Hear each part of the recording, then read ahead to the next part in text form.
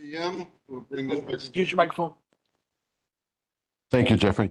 Aloha, everyone. It is 7 p.m. on this beautiful Thursday evening. We will bring this regular board meeting to order. First, the rules of speaking. Sure. Thank you, John.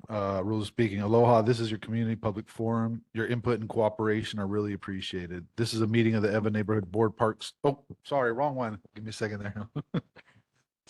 The Evan Neighborhood Board is an advisory board, and we provide fairness, integrity, and collaboration to all to increase and assure effective citizen participation in the decisions of government.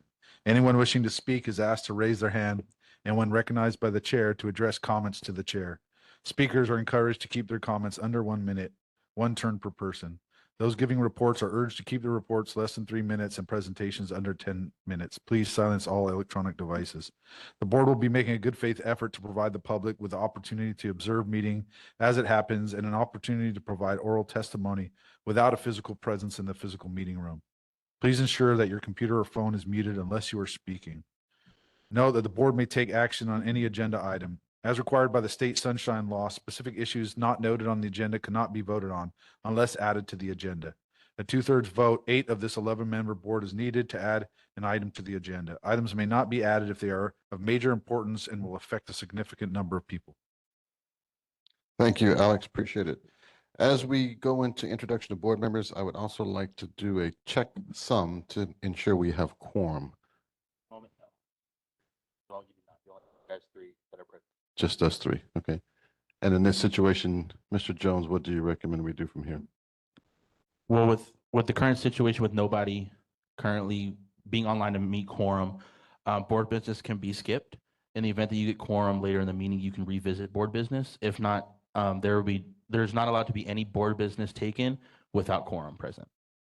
So that's item 3, board administration and planning? Yes. Okay. Thank you, Jeffrey. Okay, with that, we'll start with introduction of board members. We'll start with those to my right. Hi, I'm John Rogers. Alexander Gauss. Hello, everyone. My name is John Clark III. Okay. Janelyn, would you like to introduce yourself? I'm sorry.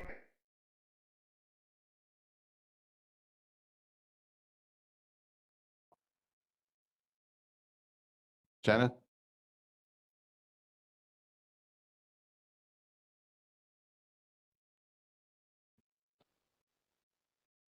Okay, I think she's getting settled. In the interim, we just had another board member walk in. Sir, would you mind introducing yourself? Aloha, I'm Corey Rosenley. I'm the vice chair. I'll be filling in for Chair Mitch Tyanis. He may be coming in late this evening. He had some family business to tend to. We'll start with the public safety first responder reports. HFD. Honolulu Fire Department. Seeing none, we'll move on to HPD. Officer Pagan. Good evening, Chair, board members, members of the community. Corporal Pagan with the Honolulu Police Department District 8 Community Policing Team. Online with me is my Lieutenant Marito Carrera. I do have your stats for June. In June, we had 36 motor vehicle thefts, 8 in our area, 26 burglaries, 10 in our area, 127 thefts, 28 in our area, 35 unauthorized entries into a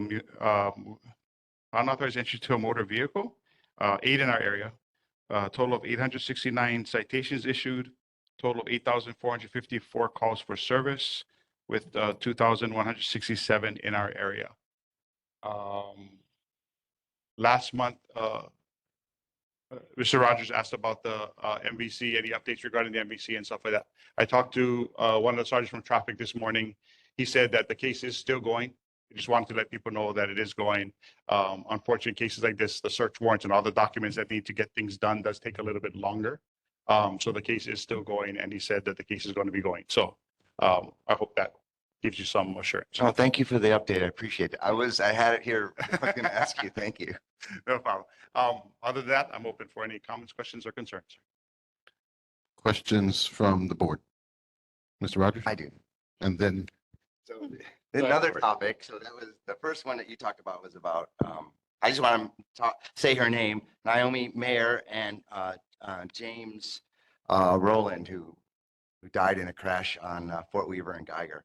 So the next thing I want to talk about is I read in the paper about a robbery at 7-Eleven in Kapolei. And there was two 17-year-olds and a 19-year-old. Now, I know you can't talk about the case. My question is they were released. I mean, they robbed it. They did it with a gun, and they think it's two robberies. And then we let them go. And I'm just curious how does that work when someone has it? Because that's a violent crime, right? I would think that's a violent crime. So I would think you'd want to hold them overnight, or I don't know. So not them. I don't want to talk about that case. But how does it work when someone does a violent crime like that? Okay, I'll answer what I can, and then Lieutenant Marino might be able to give you a little bit more insight because he was in CID. I don't know much about the case other than to know what I've heard as well. So I think I can comment openly because I'm not looking into the case. My understanding was they were involved in two separate robberies. I believe they're trying to connect them, but I'm not sure about that. The story was that they rented a room at the hotel and all this kind of stuff and everything. When in cases like this, I believe the biggest issue is because they were at least the two of them were juveniles. It would depend greatly on their previous record, if they had a record and stuff like that. Very seldom do we hold juveniles because we don't really have like an OCCC for juveniles pending a court case. So they would be released to their families and stuff like that. I know, and I heard over the news as well that people were concerned because if these guys can go and afford to rent a hotel room and do this kind of stuff, then who are we releasing? But it is the biggest factor is the fact that they were juveniles. I honestly didn't know that there was a 19-year-old involved.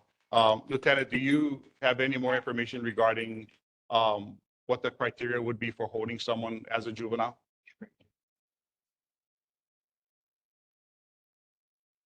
Yeah, so I can't, I mean, obviously we can't give details on any kind of cases, that's pretty standard, but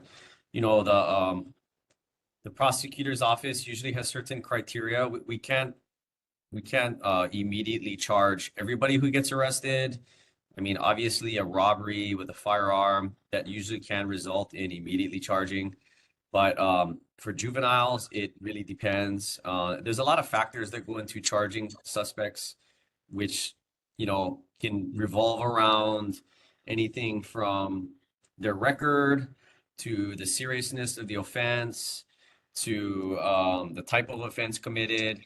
But the immediate charging, one thing that has to be taken into consideration is that if there's additional things that the investigation needs to suffice the charge, and it can't be done within 48 hours, because that's basically once somebody gets arrested, they have 48 hours to conclude the investigation or at least charge the person beyond a reasonable doubt. And so if that can't be done, if there's something pending like a search warrant, if there's additional evidence or something that has to get further looked into, then they can do something like release pending investigation. And keep in mind, like what you see on the news isn't necessarily the whole story. A lot of times things will come out on the news, but sometimes there's more to it. And that also affects the case. Yeah. So, I mean, a lot of times we'll see stuff come out of the news, these cases, and there's more to it. They know each other, this is stemming from another incident, and, but there's just a lot of factors that go into it, but I can't give you specifics on this specific one. I am not that detective, but that just kind of gives you like a sort of a generic or general view of how they handle it in terms of the charging. I don't know if that answered your question or not. Oh, thank you. Thank you. Corey? Just following up, what you shared with me last time was we saw a decrease by month of fireworks complaints. Common sense after New Year's Eve going down each month. But one of the things I want to follow up with is to see if the firework group that they established is being effective. They're claiming that, they're able to stop a lot more fireworks. But one of the things I just wanted to follow up is if we could see the fireworks, not just by month, but going back at least 1 year to see if we can compare like January from 2024 to January of 2023 and so forth, to see how effective that task force has been. Okay, I can give you what we have for ours. The task force is actually the Department of Law Enforcement, which is a state agency. So they would have their different criteria and database keeping and stuff. So, but I can give you what we had. Yeah, I'm just looking to see if the amount of complaints we're getting has decreased. And maybe what we can see then is just to see the efficacy of the task force. I think, you know, anecdotally, it's doing really good, but it'd really be nice to see if the data supports that.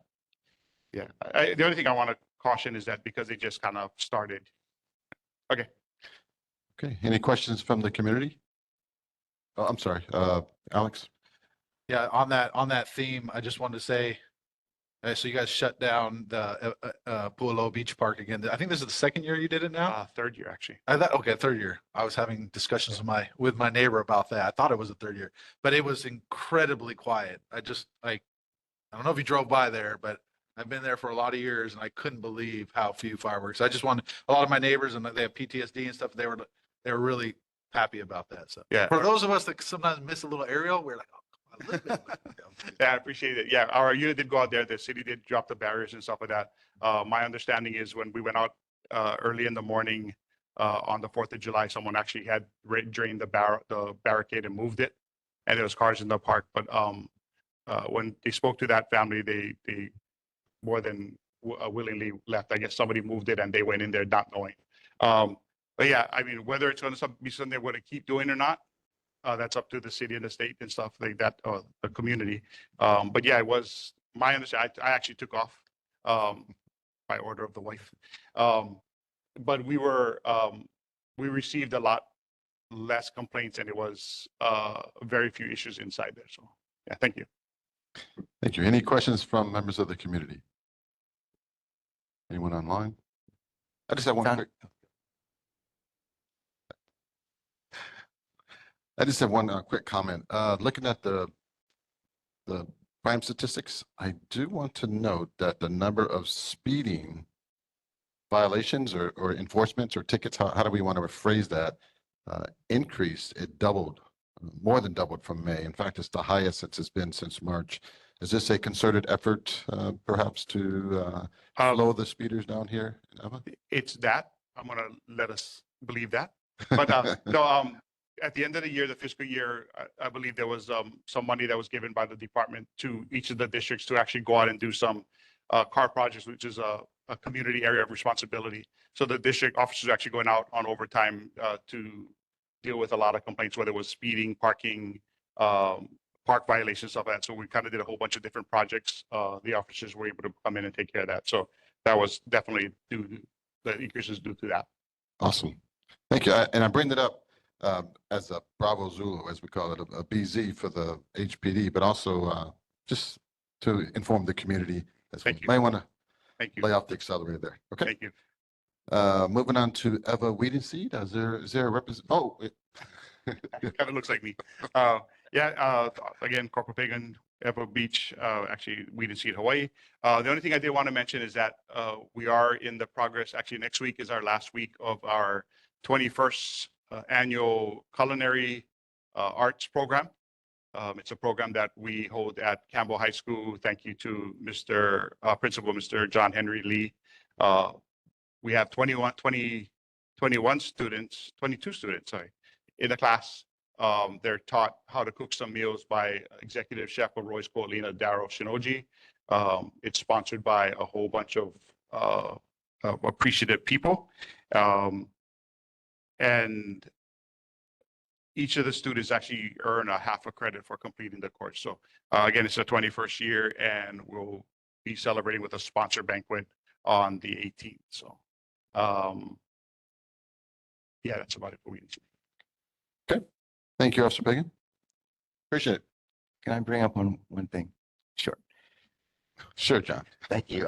Only because your name is John. Pagan, I forgot to mention that I wanted to just thank you for your presentation at the Councilmember Tova's roundtable of e-bikes. It was good information, and I wish more people would have showed up, but thank I you think for that. A lot of people saw it on the news because we got a lot of calls. So thank you. Thank you. Before we get into the details of board administration and planning, by the way, we have met quorum. If I could get the folks that are online to introduce themselves, board members, and then we have one here in the main room. Yes, hello, this is Trey Gordner, treasurer, calling in remotely today. Aloha, Trey. And I believe we saw John Lynn earlier. Okay, okay, excellent. And we have,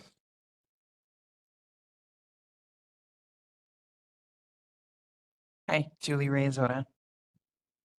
thank you, Julie. I've received a request.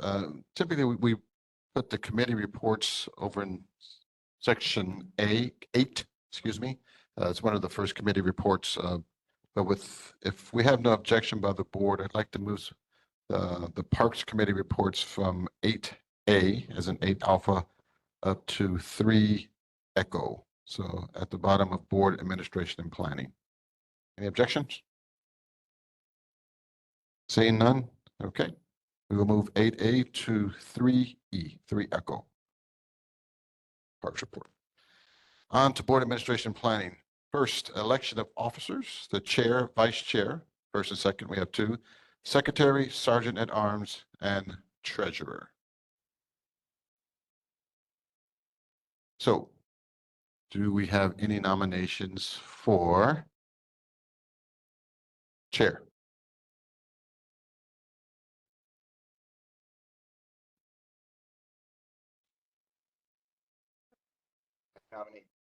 I nominate John Clark for chair. I accept the nomination. Any other nominations for chair?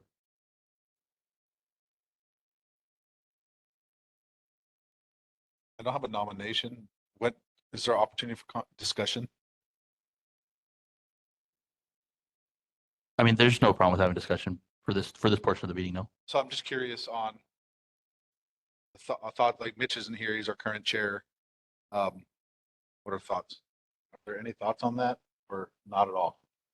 Is that worth a discussion? Well, whoever is present at the meeting are the only ones up for nomination or volunteer positions, or to volunteer to fill a position. If someone is nominated, they do have to receive the quorum vote to fill that position. So for example, if someone has been nominated, if the individual does not receive the quorum number of votes, they do not fill that position. And that position will be advertised to be filled at the next regular board meeting, which will be in August. That answers your question, Alex? I guess. I mean, it's not a question, right? It's more, Right. it's just a discussion and yeah, I don't really have. Okay, Corey, you have a question? Yeah, a couple technical questions. I still think that John's motion needed a second. Because you can't set, you agreed to the nomination, but it needed a second on the motion. And then I had a question about what you said about quorum.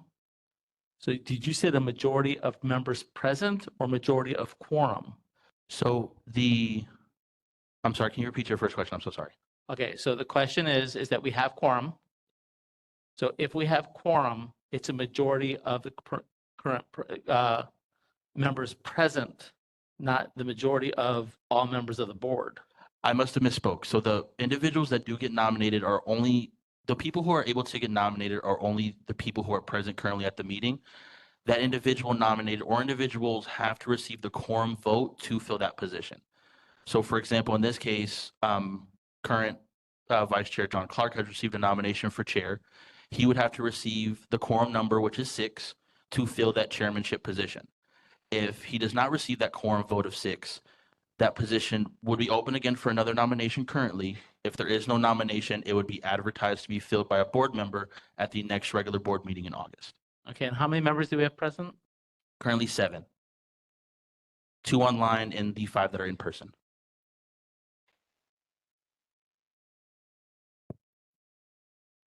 Every position is open to be filled by the current present members. Again, if there is not one that is filled or whatever is not filled will be advertised at the next regular board meeting in August. Okay, so Jeffrey, you need 6 out of 7 votes then. And in this case, it would be a roll call vote. So just to clarify then, the neighborhood board commission rules are different than Robert's rules when it comes to a vote. The voting it's still similar to how we do voting for motions. It still has to be a quorum vote for motions to be adopted. In this case, with filling of officers, it doesn't technically need to be a motion. It's more of a nomination. So it would be similar to the initial convening where someone is nominated to fill a position or an officer position, and we'd go about the necessary voting that way. So Corey, what I meant to say was I accept the nomination because technically I could turn down. Yes, I'll do the second. Thank you, Julie. So I'll do a roll call with the current members to fill. So currently those that are online, member Dela Cruz, member Gordner, the nomination is for member Clark to fill the chairmanship position. That position does need to have a vote number of 6 for him to be elected to that chair position.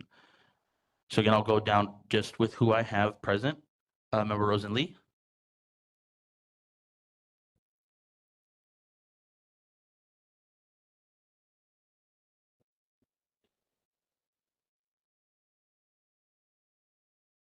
Gentlemen, I'm not sure if you caught that. We are aware that your microphone is not working. Jeffrey has noted that you are active in the chat and he will be your vocal voice here in the physical meeting room. Actually, wait, is my mic working now? Oh, it is now. Yes. I think there might be two of me in the meeting room, by the way. How did you pull that off? I want to know that because I'm a very busy person. So if I could find out how you did that, that'd be great. I'm just on my phone. Okay. Okay, so Jana, if you were, just in case you didn't hear me, there's a current nomination to fill the chairmanship by member Clark. He does have to receive the quorum vote of 6 to fill the chairmanship position. I'm going to do a roll call vote with who I have present in the room, and then I will go to online. Member Rosen Lee, Yes. member Rogers, Yes. member Gauss, Yes. member Reyes-Oda, Yes. member Gordner, Yes. and member Dela Cruz. Yes. With that, member Clark, Yes. he has received the quorum votes. He will fill the chairmanship position. Can I proceed with another nomination? Yes, I wanted to first thank the board members. Thank you, board members. I appreciate it. For vice chair. I wanted to nominate Jana Dela Cruz for vice chair. I second.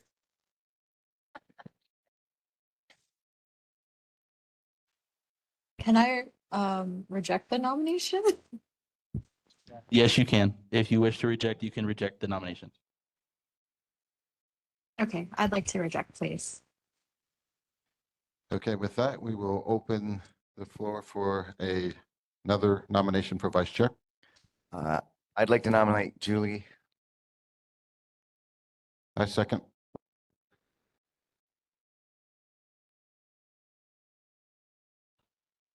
Sure. I believe Julie said she accepts. Okay, so yeah, do another roll call with the people that are present in the room first and then online. Member Rosen Lee. Take your time.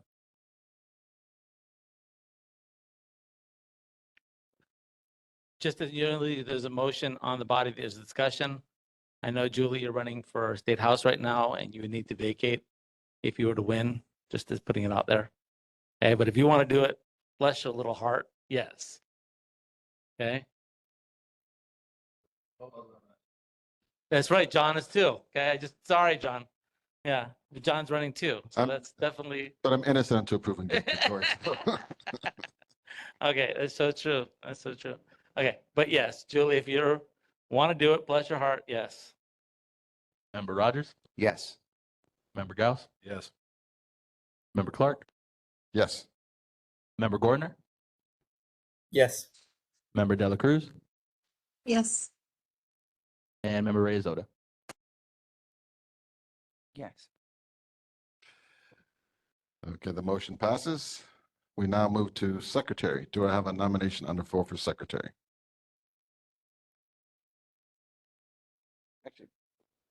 Do we need, are we going I nominate Trey. Second. But before we go move it to secretary, so previously we had two vice chairs. Do we want to stay with that convention? It's up to the board.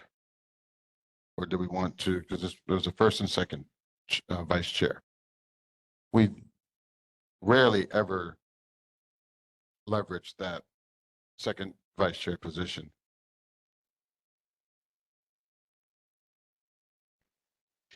Yeah, Can I nominate Jonalyn Dela Cruz as the second vice chair? You can. The question is, will she accept? Janelyn?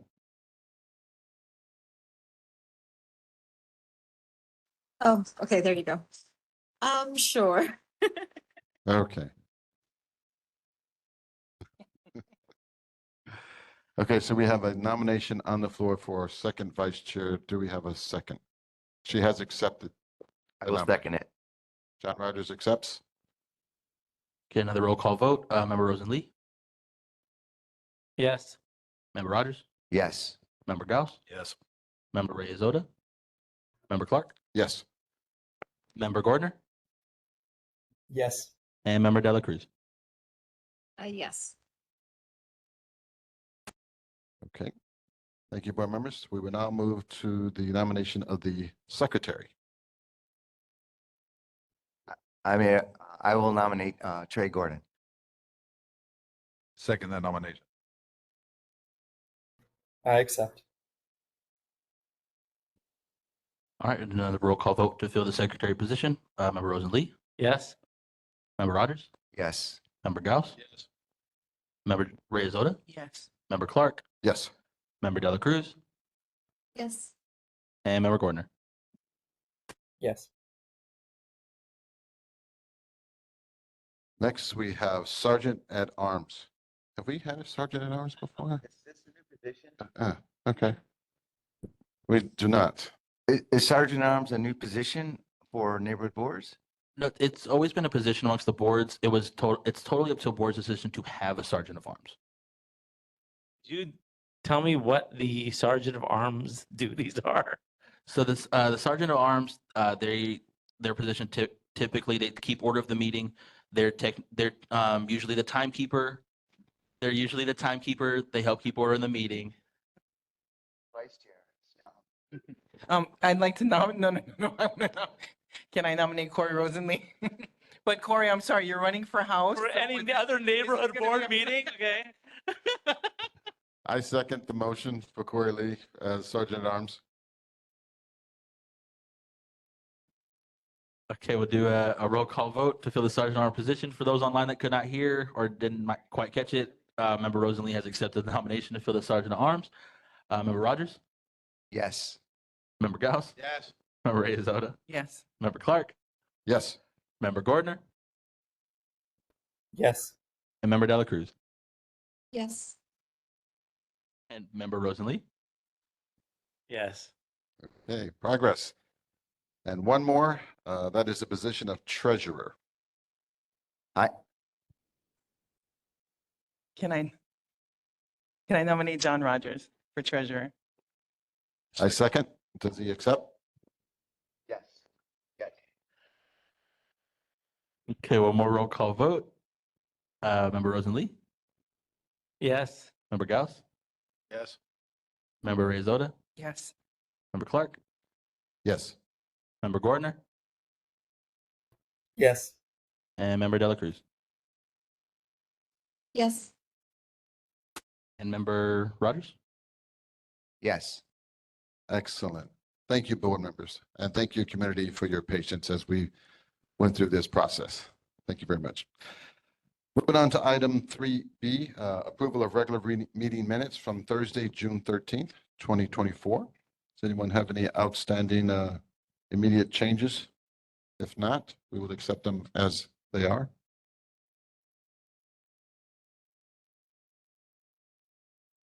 I move to accept the minutes as they are. Okay, we will accept the minutes as they are. And now we have a filling of a vacancy, an at-large seat. Oh, I'm sorry. Yeah. Ms. Reyes Otis says she has a correction on the minutes. Sorry, I just see one mistake. For Kenny and Patricia Liu, their last name is Lieu. Hold on real quick, hold on. Lieu. And I think their name is written a couple of times in the minutes. If you can just correct it, to repeat it. Thank you. That's the only thing. Okay, with that exception, the minutes will be accepted with that correction. Okay, now over to the community. We have to fill one vacancy. We'll open the floor to anyone that's interested and these, as you can see, very important and at times fun activities. It's not always fun like this though. So we invite members of the community to fill the seat. And you have to be present here physically or available on camera virtually.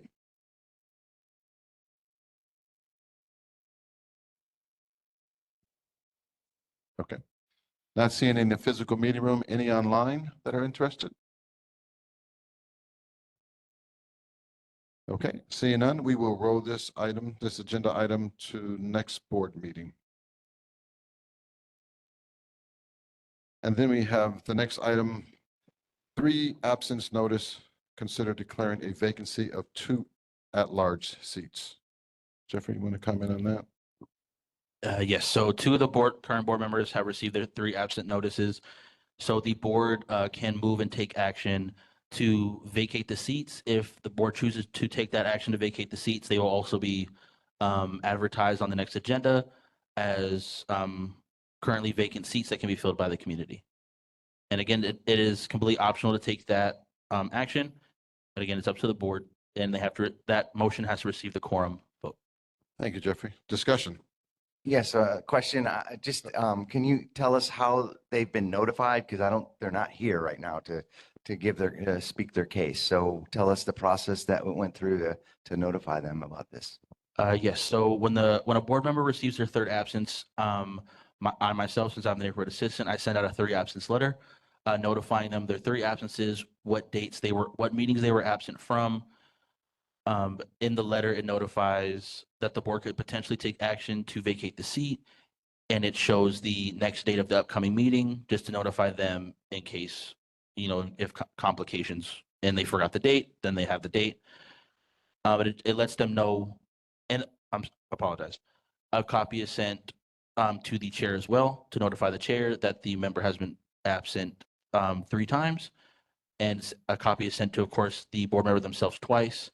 And I have a copy of my own. I have a follow-up question, just while we're in the spirit, I'll get you, Corey, but so that would make, if they're not here this evening, that would make a 4th absent. They're not here this evening, it would be a 4th absent. In certain cases, depending on the last month, I can't think of the attendance off the top of my head, it could potentially be their 5th. After the 3 absent letter, a absent letter is sent every other time the member is absent. So 3, 5, 7, 9, so on and so forth. Okay. Corey, you had a comment? Yeah, 2 questions. I know we had more candidates than we had seats, so what was the at-large seat? Whose seat was that? They're all at They're large. Oh, all at large, yes. I know they're at-large. Who's the vacant one? Let me be more clear. The current vacant one is Liam. He had to resign due to moving out of the district. Okay, thank you. And who are the 2 at-large seats right now that have had 3 absences? Member Kaivi and member Cullen, or Augustin. I'm not entirely too sure on her current last name. Okay, and so neither one of those has expressed the desire to give up their seats. Is that correct? I haven't received any resignations or desire to stay on the board. I haven't received any responses through email. So, Alex? Yeah, so I just wanted to definitely say, I think it's member Cullen that hasn't been here for many meetings. And so, I think he hasn't here. So when we're thinking about these things, we should be taking into consideration. I think we have to decide as a board what we want to do with that seat. So I would definitely be in favor of vacating one for someone that hasn't even shown up essentially since the very beginning. I also just wanted to state, or not a discussion, but I just wanted to make a statement there's a lot of people, I think, online. We have a pretty light crowd today, but there's a lot of people that show up here that are online, and and speak up a lot. So I would encourage them to, this is an opportunity to get on the board and do things. And so if you're here, or, you know, if maybe at the next meeting, I would encourage that as well. Like, come on the board and do participate in this group here and try to make things happen. Thank you, Alex. One Or do you have follow-up, a- please. Mhm. How many absences have each of those candidates had, please? Off the top of my head, I do not entirely know. I know they have at least received their third as of the last meeting. Which, coupled with my question earlier, this would be at least their fourth, since they're not here tonight. And dovetailing on Alex's comment, for some members, certainly not all, because Liam was very engaged, and Liam actually had to, I think that he is no longer, he resigned. Yeah. So that's a little different, but even some members that were here before, they were not engaged. I'll just say that. You know, like Alex said, when they were online, they didn't say much. They didn't say a whole lot, if anything at all. I can't remember Colin saying anything. So.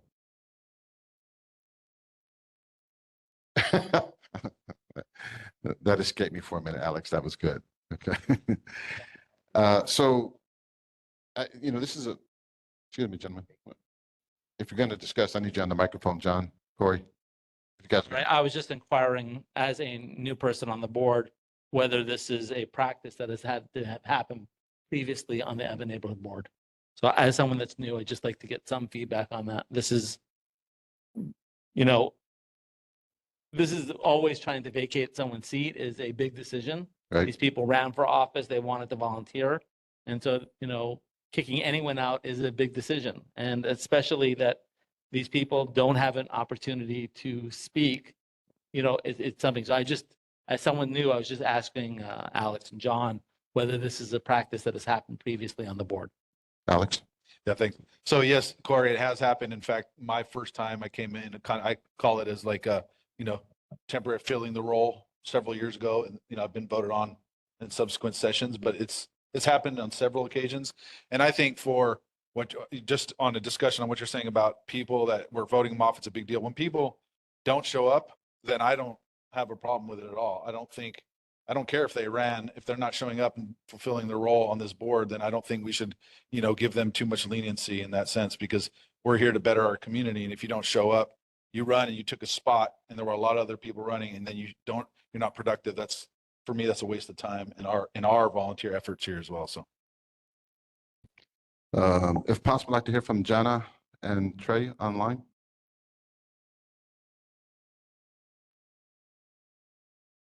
Are we just sharing our thoughts on the three positions, or? The policy in general, and then we can probably do a drill down on each respective member if necessary. Oh, okay. Well, just from the top of my head, I just want to share. I agree that for those who have not been active in our meetings or attending our meetings, I'm comfortable with vacating the position. Okay, thank you. Trey? I agree. My inclination, having heard the discussion tonight, is to vacate Member Cullen's seat. And perhaps, given that Member Kaivi has been present in person on multiple occasions, has participated, I would be open to giving him one more meeting of clemency if the board agrees. But certainly, in Member Cullen's case, I think it makes sense to make that space available to a more engaged community member. Thank you, sir. Yes, Alex. Yeah, one additional comment is I just want to say for all board members. So when I'm going to miss a board meeting, I write the entire board and I let them know why I'm not going to be there. So I think that we should all be thinking about that. This is a lot of our time and effort. And, you know, if people are writing ahead and they're saying, hey, I can't make it, then I think we should, you know, we take that into consideration. You know, it adds the leniency in our decision-making process, right? So I would encourage all board members to kind of follow it, keep one another informed, and that's going to help us function better as a board. Thank you. From the position of the chair, I've missed board meetings before. It's usually when I've been on travel off island or when I was sick. Actually, when I had COVID, I actually joined in virtually. I didn't know that I had COVID, but I thought I did. And then it was confirmed the next day that I had COVID. So I was glad that I didn't come to the meeting that night. I know most of the board members here take our positions very seriously.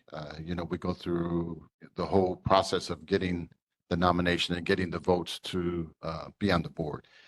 It is a pretty big responsibility. Over the past year, there's some of the board meetings have been, I'll say, somewhat vitriolic, and I think Alex actually had to stand up at one meeting and say, "Look, we're just here like you. We're neighborhood members. We're neighbors, friends, relatives in the neighborhood." And it was hard not to be defensive with as much negativity that was tossed our way. But we did what we did, and we all sort of developed this sort of rapport, if you will, not just with members of the community, businesses, our first responders, and each other. And we sort of develop our own personality. Having been on the board for over 10 years, I can tell you the personality has ebbed and flowed. But I think in general, we do have a very good energy, and the members on the board now, I feel as though are especially engaged and in tune and do a good job of listening to the community and not just talking for the sake of talking. Having said that, 3 times we meet. How many times together over the year? 10 times, I think it is. 10 times. So having missed 4 out of 10 meetings, that's 40% of the meetings. That is not an insignificant number. And in my opinion, it's not fulfilling the duties or the responsibilities for which they were elected by members of the community. So I am actually in favor of vacating all of the positions, with this being the 4th meeting that they've missed.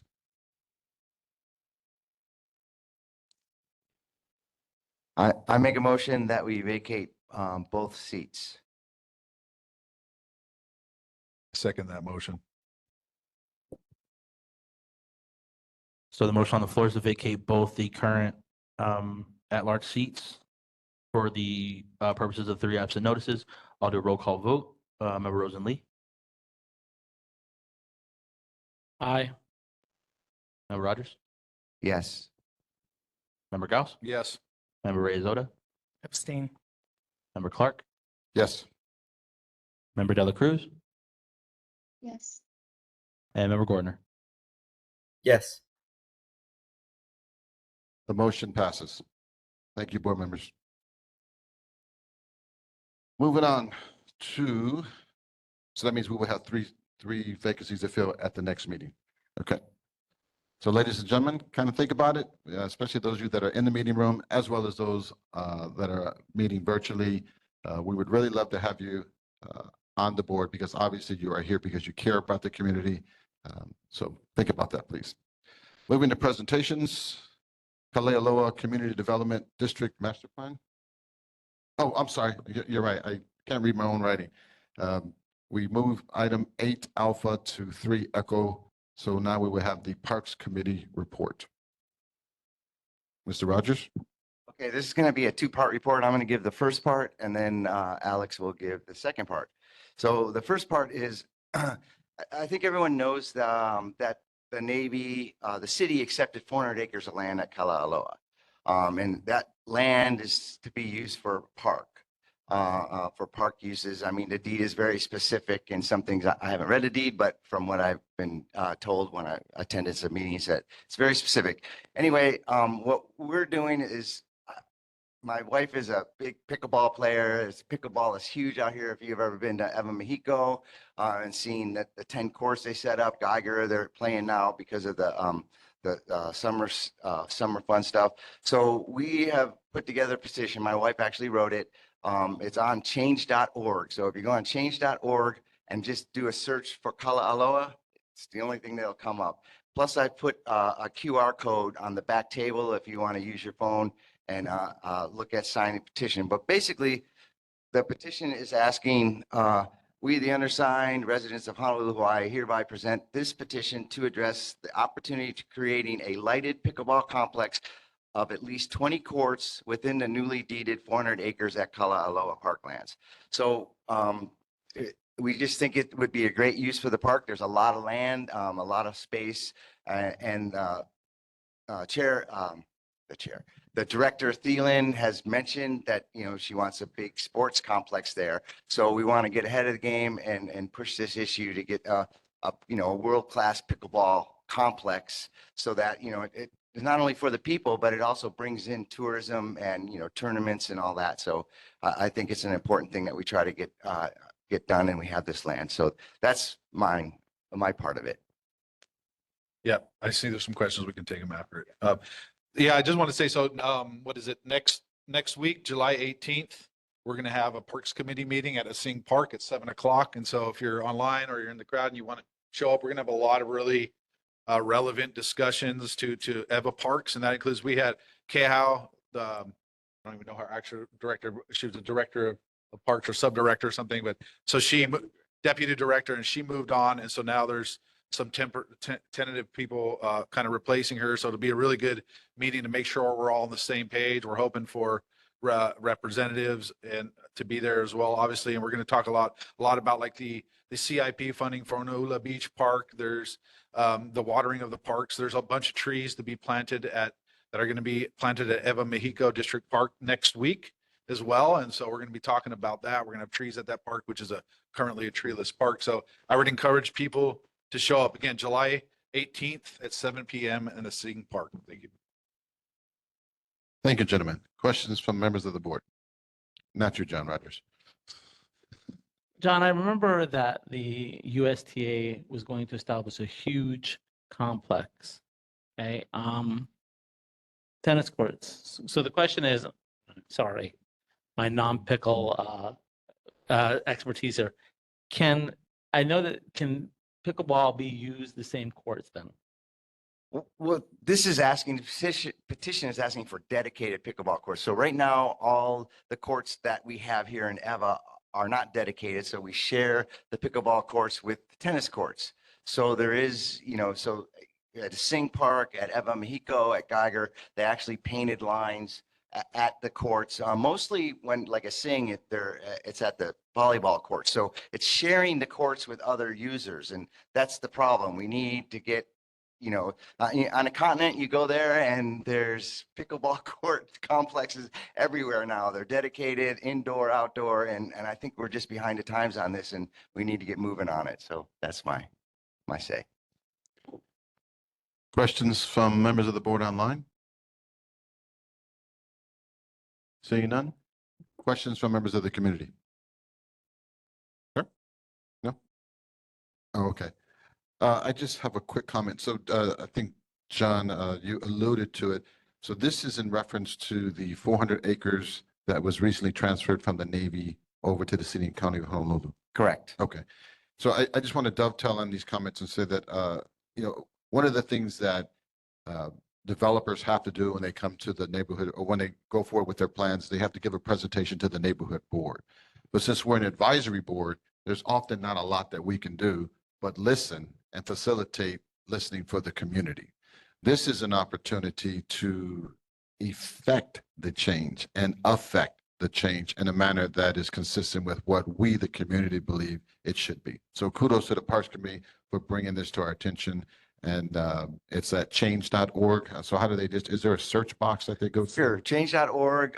You can scan the QR code back on the back table or come up here and scan it, or just go to change.org and type in Kala'aloa. We use that as one of the search terms, and it'll be the first thing on the list, and then it'll allow you to sign the petition. Right now we're at like 250, 260 in that range, so we're hoping, I'm going for 1,000. I was told by Oahu Pickleball Association that she's in contact with up to 5,000 members on Oahu alone. So with that many members, I'm hoping to get 1,000 signatures. So we're working on that. So thank you.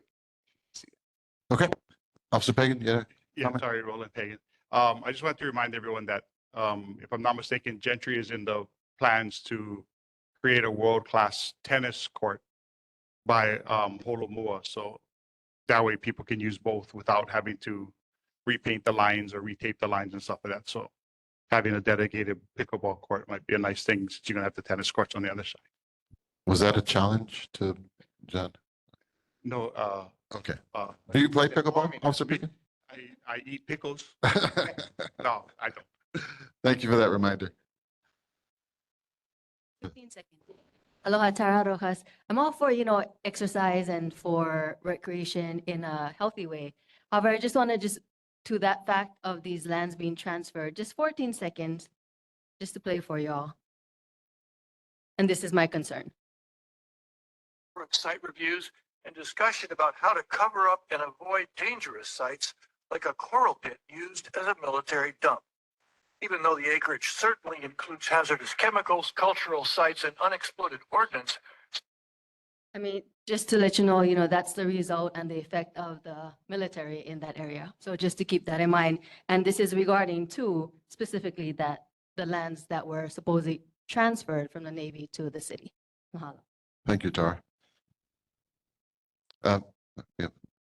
Sir, state your name, please, and then, Hello, Christian. I was reading online about this and it said that what was likely to see a new sports complex. And I like pickleball, I like tennis, I like sharing. And I think that because the recreation is all for everyone, but you'll see that in the coming years, a lot of kids and youth will use it. I'd like people to maybe identify we should use it for like the e-bikes, things like that, instead of focusing on pickleball. I don't think that kids play pickleball in school, but I know that kids bike to school. So, I don't know. I wanted to talk about that. Sorry, I dropped my phone. But yeah, I thought like the only reason I want to speak up is because like we're gonna do a lot for one sport, but we could just share. And that big tennis complex, I remember being at the last neighborhood board about that. And it was kind of convincing what they were saying to build all that, but they should share with the pickleball, tennis pickleball. I think it's almost, the same kind of thing. So like, football and soccer, they share the same names and they seem to share same fields. So like, yeah, thank you so much. thank Got my you. phone now. Appreciate it, sir. Alice, you had one follow-up comment? Yeah, sure. I was just on both of those. Thank you both for the comments. And I think, for the first one, it's, whoever, if and when they develop these lands and whatever they decide to do with it, hopefully they're going to be taking into consideration unexploded ordinances and all that stuff. And yeah, I think from the other side of thing, I don't even play pickleball. So I personally but I think it's a huge area of land. And I think it's a good thing for the community. And I think there's a lot of other cool opportunities. And so I think, not only us, but our representatives and people, there might be one sitting right next to you, like we should be working with them to figure out things that we want to push and get the parks to do, right? And so I'm happy to, if you have ideas, if you come to the parks meeting, let's talk about it. Okay. Thank you. Any other comments? Seeing none, we'll move on to item number 4, presentations. Kalalua Community Development District Master Plan and Rules, Hawaii Community Development Authority, HCDA. Please. Hi, good evening, Chair Clark and board members, and congratulations on your new terms. And, Thank you. I'm here. My name is Ryan Tam. I'm the Director of Planning and Development for the Hawaii Community Development Authority. So again, we're a semi-autonomous agency under the Department of Business and Economic Development, attached to the Department of Business, Economic Development and Tourism. And our agency is responsible for the redevelopment of the 3,800 acres in Kalaeloa. I'm joined here this evening by Executive Director Nakamoto, who's here. And online, we also have our community government relations representative, Francine Mori, who I think you guys know. If you'll permit me, I'll share. I have a short presentation to share. And looks like we're up. So again, I'm here tonight, and I'll try to make this quick. Again, we're here to talk about the Kalaeloa Master Plan and Rules update.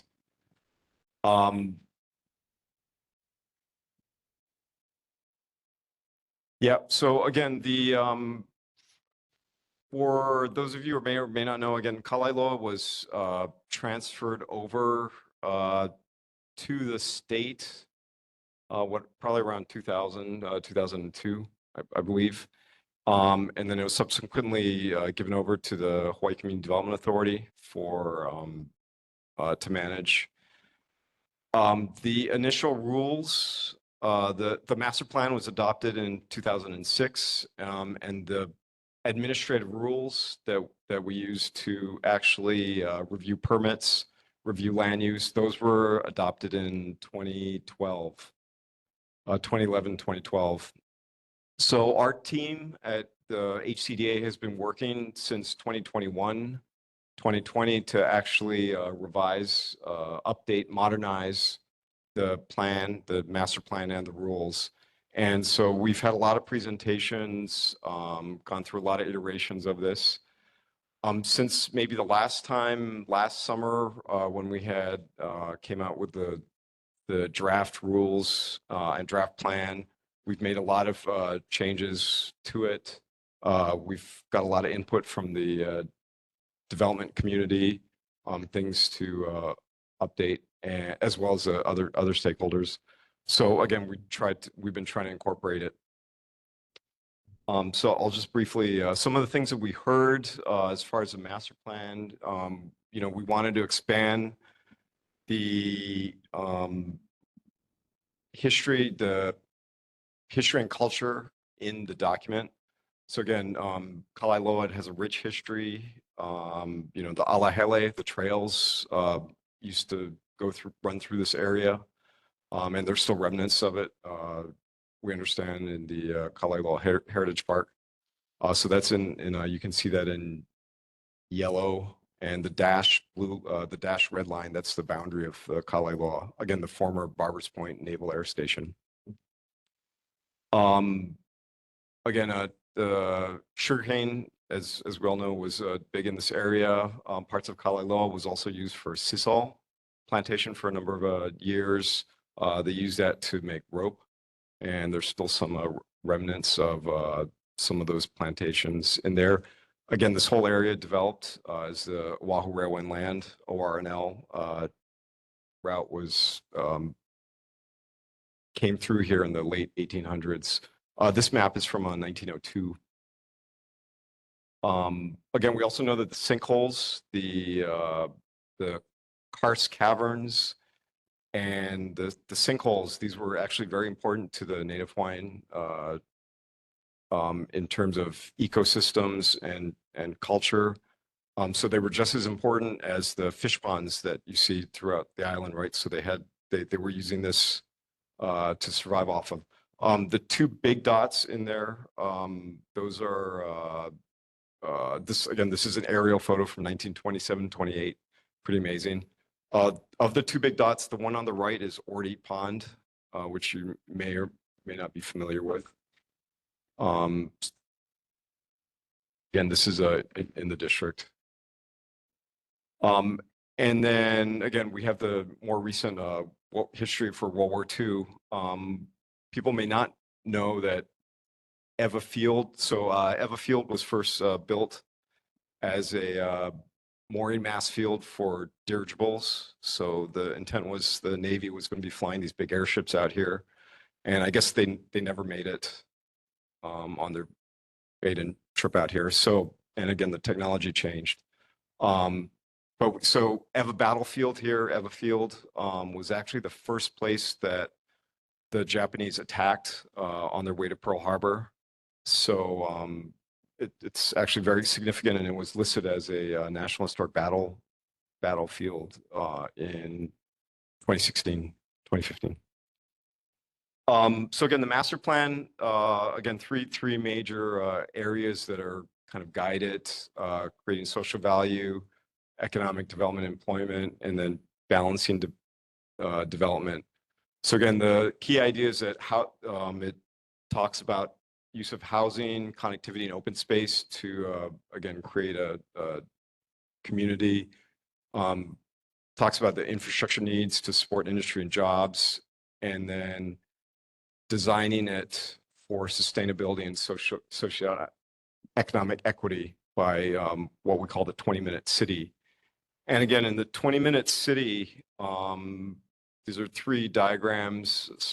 Apologies for the, maybe the color you can't see, but basically, within a quarter mile, 5-minute walk, it should meet all of your kind of ordinary daily needs, right? So you have a park nearby, you know, so you can walk your dog, things like that. Within a 20-minute walk up to 3/4 mile, you should have kind of broader uses, retail, schools, employment, you know, you should be able to walk. And then within a 20-minute bike ride, maybe a little longer e-bike ride or transit, maybe future autonomous vehicle, you have a broader range of activities like culture, medical, regional shopping, entertainment. So again, the key thing is how do we design a new community?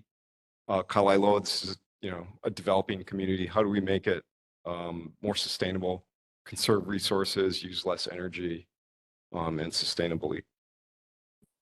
Couple things real briefly that I wanted to point out in terms of regional connectivity. So again, Kalaeloa, it's kind of strategically situated. On this diagram, the pink arrows are kind of the major roadway corridors. Okay. The dashed lines actually show the dashed blue line shows the city's rail alignment that was adopted in 2006. Again, the rail extension, you know, they're still trying to extend it, but the idea in 2006 was that it would extend all the way through Kalaeloa, circle down. HCDA, we're kind of proposing that maybe an alternative corridor might be to just run it along Roosevelt. A more direct route allows it to serve both Kapolei and Kalaeloa. And so just we wanted to put that out as an idea. Other key things, you know, the Waikea Street extension, extending that down into Kalaeloa, connecting that over to Campbell Industrial Park along to Kamakila Boulevard. Just real quick, I wanted to switch over to the administrative rules. Again, there's a lot of information in the master plan. We do have a consultant on board to help us with the infrastructure plan. So again, looking at issues of electricity, power, roadway alignments. We're also going to try to address water issues and sewer to the best we can. A lot of development issues. The administrative rules is how we actually review permit applications, development permits. Our overall goal is to try to get it more consistent with how we manage Kakako and some of the other districts. So get the rules more in line and also get them more in line with the city, how the city addresses trees, environments, you know, green building standards. We did remove the off-street parking minimums to be consistent with the city ordinance. So again, we're looking at streamlining the permits, reducing it from making it a lot easier. So before there was development permits that you had to do or improvement permits, which were required hearings. For a lot of things, renovations, smaller projects, we wanted to try to provide some ways to get that accomplished, to streamline it. Again, also some overlay zones, again, trying to create Saratoga as a main street. So creating some urban design rules to create a more defined street edge. Also an overlay to protect the Eva Battlefield site. This is the swimming pool. Remnants are still there at the battlefield, but this is where the Marines were actually shooting at the Japanese aircraft on December 7th. And I'll wrap up real quickly. We have an updated regulating plan, simplified, we call them transit zones. So that's the land use zones that we have. I have copies of that. If you guys want, again, we can download everything. Again, we simplified the land uses. A lot of it's similar, more similar to what we have today. And then lastly, I wanted to end up with the thoroughfare plan. And I just wanted to point out two things. So in previous plans, Keoneula Boulevard, which was kind of slated to connect up through our district and run up to Qualica'i Parkway, North-South Road. So I think in our, this current draft of the plan, we're kind of thinking that's maybe not, maybe there's not as much need. I think also the presence, identification of the historic district, the Eva Battlefield, running a major roadway through there is maybe not not a good thing. And then also the east-west, kind of the Saratoga Road to Geiger Road connection. Also, we're trying to see if about reevaluating that. Again, next steps, we have a presentation hearing coming up on August 7th, followed by currently planned to follow by a decision-making hearing September 4th. Again, the website address, the plan and rules can be obtained there online.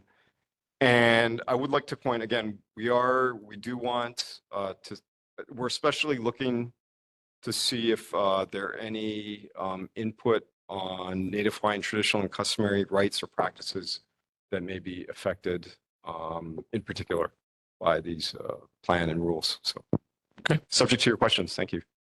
Thank you for that very informative presentation, and I am confident there are plenty of questions. Questions from the board?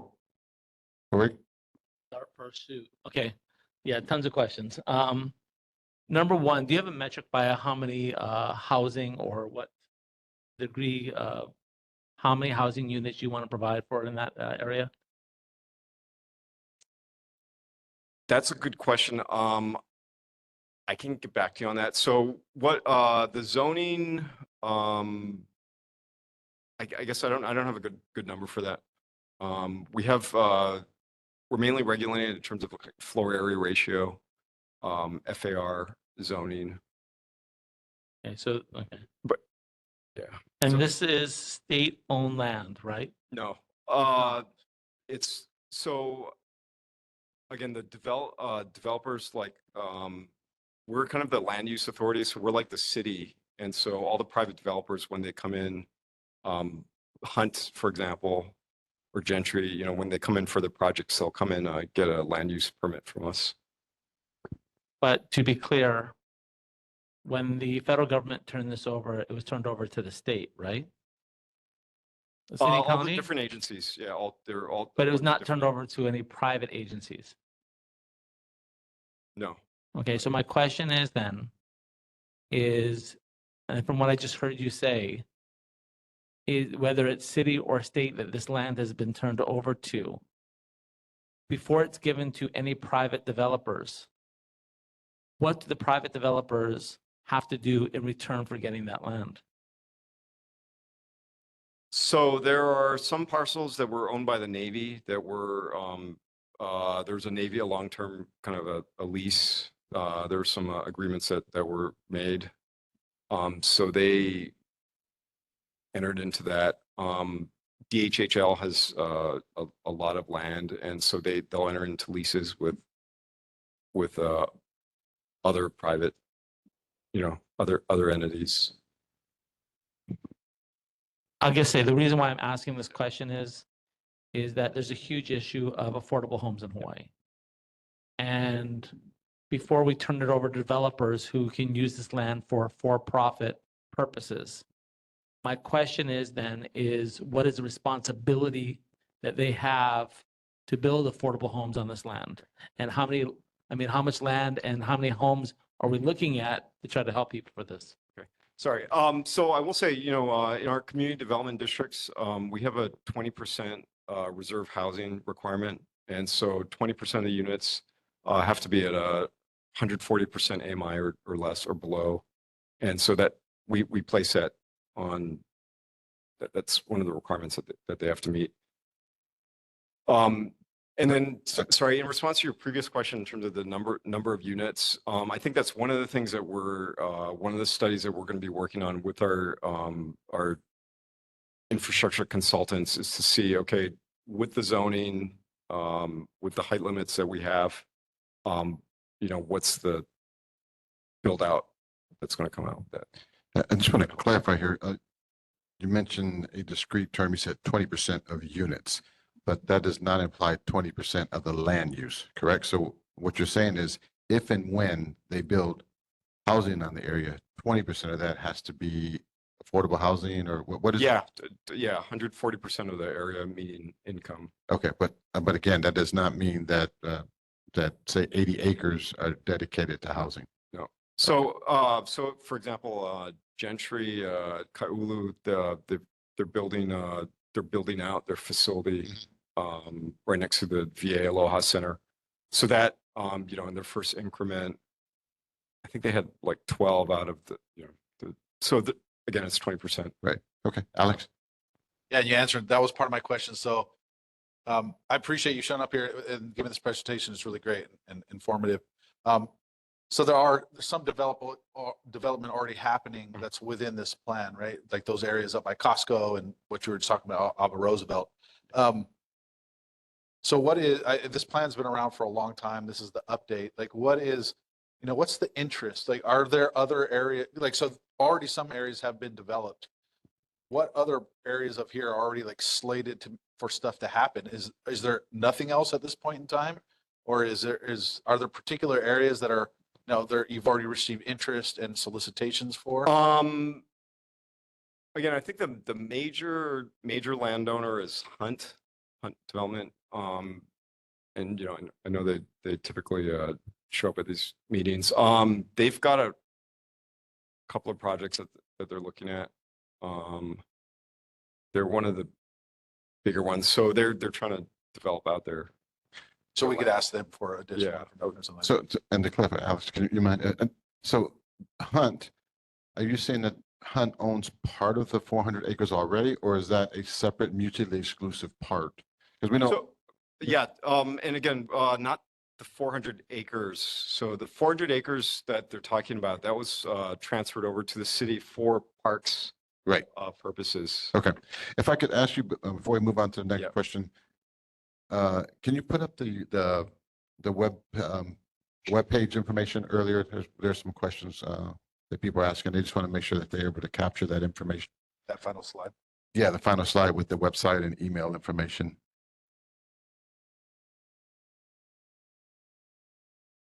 If you could share that. Sorry about that. Yeah, it's coming up. No worries.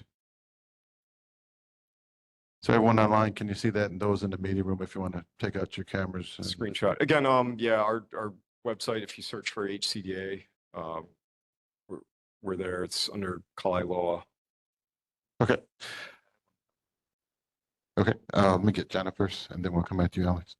And maybe Francine, or maybe online, maybe she can put it in the chat too for those people. Okay, yeah. Francine, if you could put that information in the chat for those that are online. In the meantime, Janalyn, and then we'll go back to Alex for a question. Okay, Jan. I just wanted to echo Corey's comments about the affordable housing and that 20% is the minimum, but as community members, can we suggest that we have a desired amount of affordable housing units available? I understand that 20% is the requirement, but I just kind of somehow want to put in more specifics, I think, from a community input that we would actually like it at a higher percentage, because I think that's what the sentiment is coming from, not just Corey's comments, but others like myself from this area. I'm just wanting to ask if that's a possibility to consider master. Did you hear her question? Yeah, and so you know, things we in Kakako, for example, we actually are doing in the process of implementing incentive zoning. So that's where you actually give more building area, and we have incentives for things like affordable housing. So that's one thing. We didn't look at this for Kalailoa, but you know, maybe that's something that we can look into, you know, to actually provide more incentives. Again, a lot of the land is DHHL. There are a lot of service providers, you know, in the center portion of Kalailoa that are owned by their agencies, and so they're, you know, they're able to put a lot of housing and other projects and like US Vets, VA. sorry. Yeah, other organizations. Alex? Yeah, so I just had a comment question. So there's the road, I think it's called Tripoli Road, the road that goes behind White Plains. And I don't, so then Haseko has the development kind of right on the other side of that. So here, the neighborhood has been, Eva has always wanted to have access across the White Plains instead of Yeah. having to go all the way around. And so Yeah. I didn't participate in any of these community meetings you Yeah. have. Has there been discussion on that? How do we make that, support that to happen so that we have connectivity all the way through? So Ever residents can get over to White Plains a lot faster. Yeah, that's one thing that I think we definitely want to hear. I mean, this is good input. We're also going to have to work with the, so that's input that, we'll take back and that we can help to address in our thoroughfare plan. We're also going to have to work with the city and state and the Oahu Metropolitan Planning Organization, the Regional Transportation Planning Organization, to identify, funding sources and, get these projects actually on the master plan. Not Trent Ample? Okay. Okay. John, did you have another comment? Sure. I guess a couple of questions. First off, who owns, are all the roads been turned over to the city and state? Do HDCA, do you own any roads? I don't think so. We don't own any. So Roosevelt, okay, the part of Roosevelt that's been upgraded or whatever that's called, is that is owned by the state?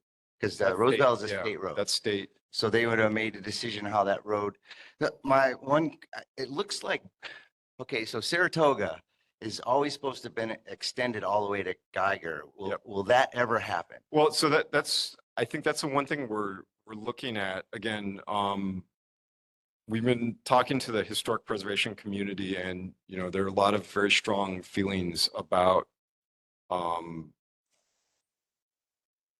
that facility, that proposal cutting through this historic battlefield site.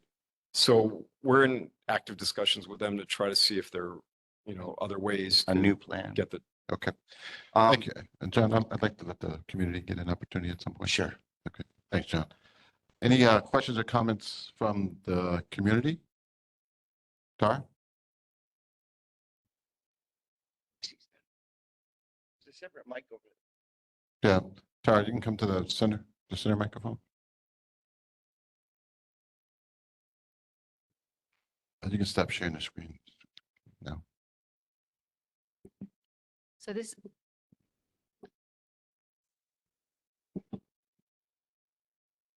You got it. So I have questions, but I first want to start off with this. Hey man, how much money is the world? Huh? Like, how much is it worth? Well, if you calculate the GDP of every major country and add up all the data. No, that's not what I mean. Like, how much money is this leaf? The leaf? It's not worth anything. You can't sell it to anyone. No, but really look. I love this. This is important. See what I mean? Well, now I'm confused. It's almost like things have an inherent value beyond monetary systems. And ignoring that worth is to a reckless disregard of the natural world. And a loss of basic kindness and respect for our fellow human beings. Huh. Yeah. So how much money is the world worth? Maybe that's the wrong question. So it says what really matters. So my questions are, and then you said 20%, well, one, affordable housing, that is important. It says somewhere in your plan that it's 30%. And what does that equate to in actual numbers? Because affordable, I was in your guys' HCDA meetings pretty much every day, or every month for the past couple of years when I found out about this. And your guys' affordable is in the 400,000 range, 300, 400,000. That's not affordable. Okay. So that could have been 2 minutes because that was only 55 seconds. And so that's the first one. Second one, it says right here, it says on the first page of the plan, and it says the master plan seeks to ensure long-term protection of Kalaeloa's historic sites and cultural landscapes.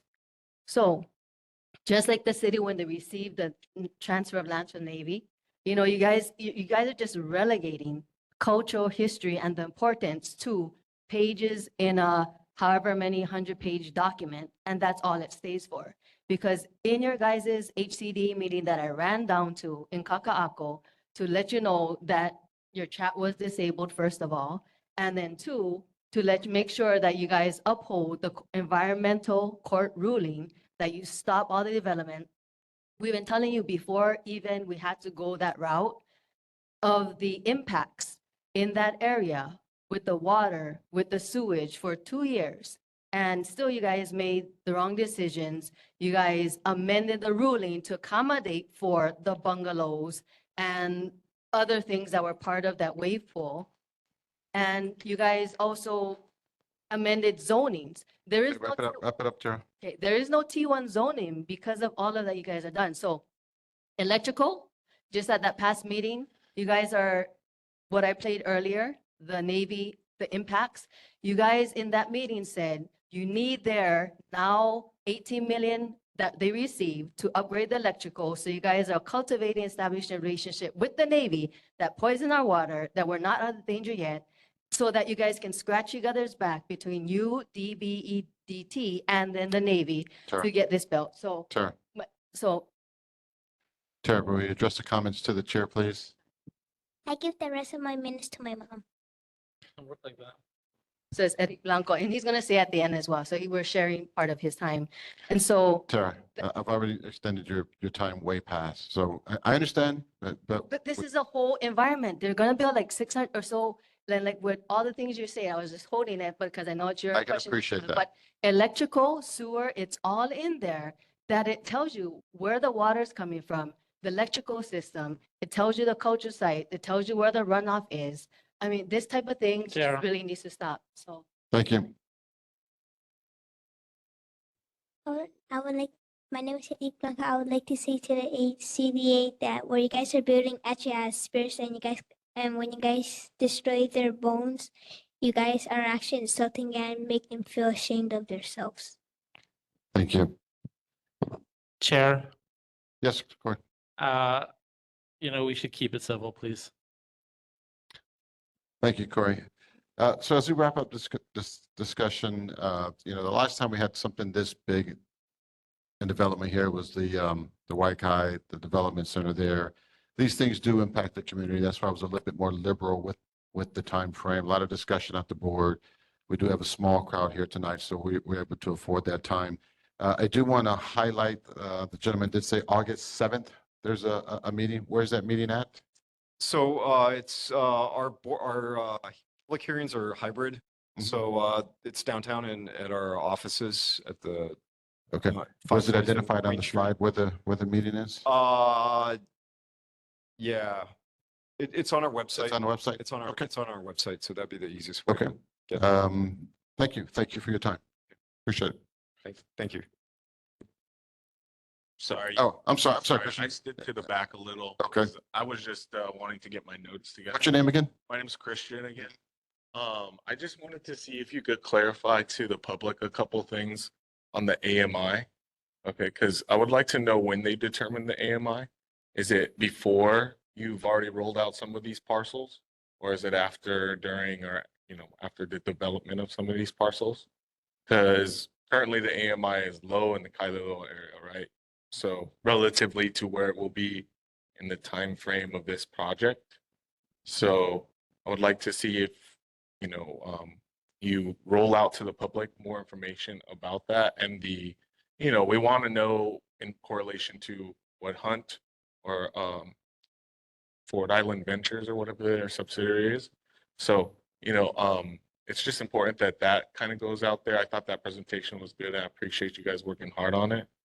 I also wanted to ask about, you acknowledge some of the cultural sites, but then following on some of those slides, you kind of talked or went over those transect zones where you're kind of changing up the road. They're pretty perpendicular, if I'm not wrong. Are they? Are they perpendicular onto themselves? You mean, Are the transect zones perpendicular to the cultural sites? no, I don't think Okay. so. I was confused on that because the master plan that I could find on the website, it didn't have a lot of correlation to the cultural site side to side like the presentation. So I was confused on that. So like if they were perpendicular, that would kind of be opposite of what you guys are saying you're doing. So I was confused on that. The electrical system currently in that area is mostly Navy. So that would, I would assume that we would have to get on HECO side to build some new infrastructure. But in correlation to what we're doing for the state's, our goal, the master plan maybe, I don't know if you guys are going to allow more updates, but more updated on individual use. Thank you, Christian. Solar. I appreciate Thank it. you. And thank you for your Sorry about patience. No worries. We're going to allow one more comment and then we're going to cut it off and move on. Corey, wrap it up and then we'll move on. Thank you, John. I appreciate it. So listen, I still believe, before we leave here, I just want to get clarity on this one point. I don't understand how if the federal land turns it over to the state. And so for non-DHL land, you're talking about the developers taking 80% and giving 20% for affordable housing. I don't understand why it's not 100% if this is state or state land, or forget the non-DHL land.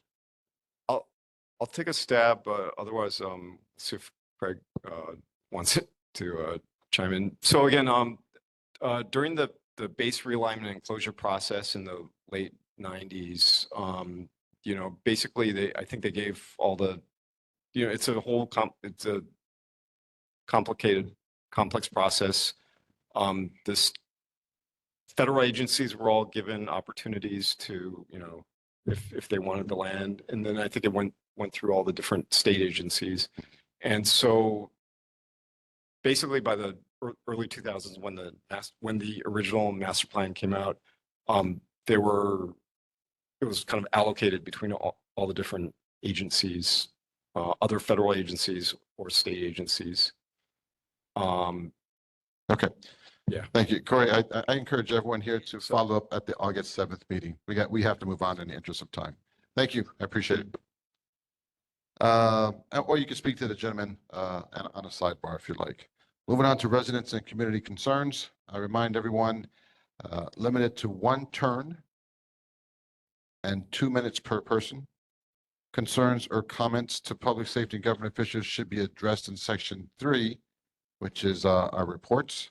And again, I remind everyone, let's try to depersonalize and address comments to the chair.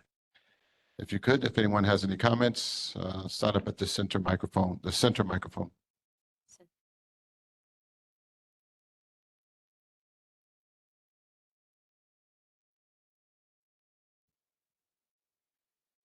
Your name? Tara Rojas, I am concerned because I want to let everybody know, this master plan is how Oahu got how it is. When I went down to that Kaka'ako meeting, it was horrible. Just being in that environment, you can imagine what it looked like at the beginning, like the beginning of this Kalaeloa master plan. When I was there, roads, all the road work because of the potholes, just all these issues, just surrounded by concrete everywhere. And yes, I looked at the whole plan. But the thing is, this is how, basically Kaka'ako is going to be now at Kalaeloa. When you look at the plan, that one page they have there, look from the perspective is you look at it from the ocean towards Mauka to see the whole big picture versus like developers only like, let's just build like right here, not taking into account the whole big picture view. The environment, the water, the sewer, the cultural history. I can tell you, Haseko, Hunt, and and because of the development HCDA, yes, oh yeah, these are the cultural sites, we're gonna save it. There's the Malden Trail and everything that they just showed us right now. There's the ones that broke it, they knocked it down.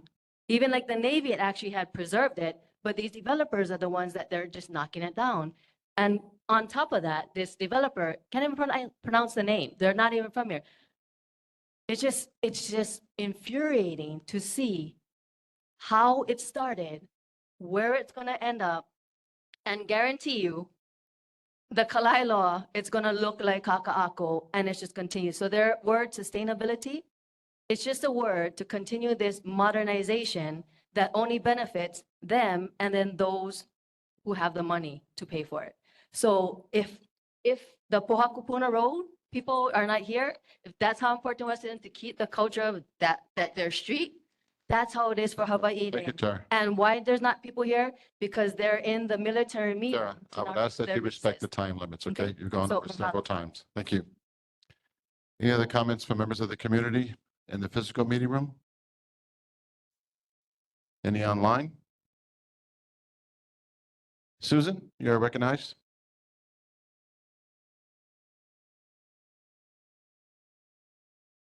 I think you're maybe muted.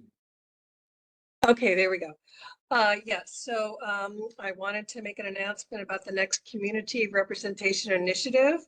I'm one of the 10 committee members. We interface with the EPA and the Navy regarding Red Hill. It's going to be at Capilina Beach Homes in their community center next week on the 18th at 5:00 p.m. So we're really happy to be there because, as you all know, Capilina Beach Homes are on the Navy waterline and they've had a lot of issues. So we wanted to have one of our next meeting there. Also, I apologize if this has been covered, but the second wave pool, the court decided to have an injunction because the developer has to go back. There was a lot that was incorrect or missing from their environmental impact statement. So that's been halted for the time being. And third, I pretty much agree with what everyone else has said, that I don't understand how a developer gets control of this land, really. And I think it really should be all low-income housing and green, open space. I mean, we don't need any more retail shops. We have some here where I live that are still vacant, for lease. So yeah, I don't know why it's not all low income housing. And that's it. Thank you. Thank you, Susan. And again, I stated this at the last meeting. Congratulations to Tara and others for staying active and getting that injunction. What's fair is fair.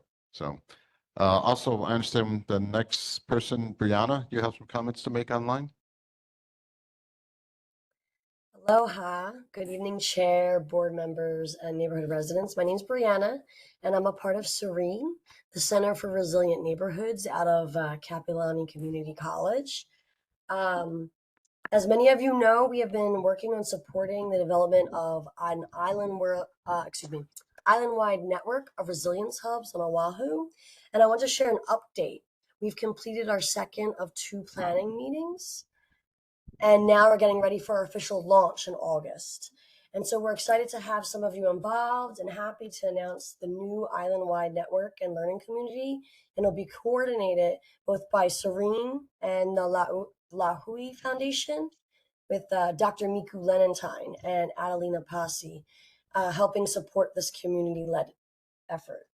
Anyone who's interested in being part of this planning process or joining the Community Advisory Committee and leadership team can contact Dr. Miku at miku4@hawaii.edu, and I can put that in the chat. And then also, if this is your first time hearing about Serene, you can email us at serene15@hawaii.edu or serenehawaii.org for more information. And we'll be doing our best to keep checking in with this neighborhood board and giving you updates with all the hub network on the island. Mahalo for having me. And if there's any questions, put them in the chat, and then I'll be putting some links in the chat as well. Thank you, Brianna. I appreciate you respecting the time.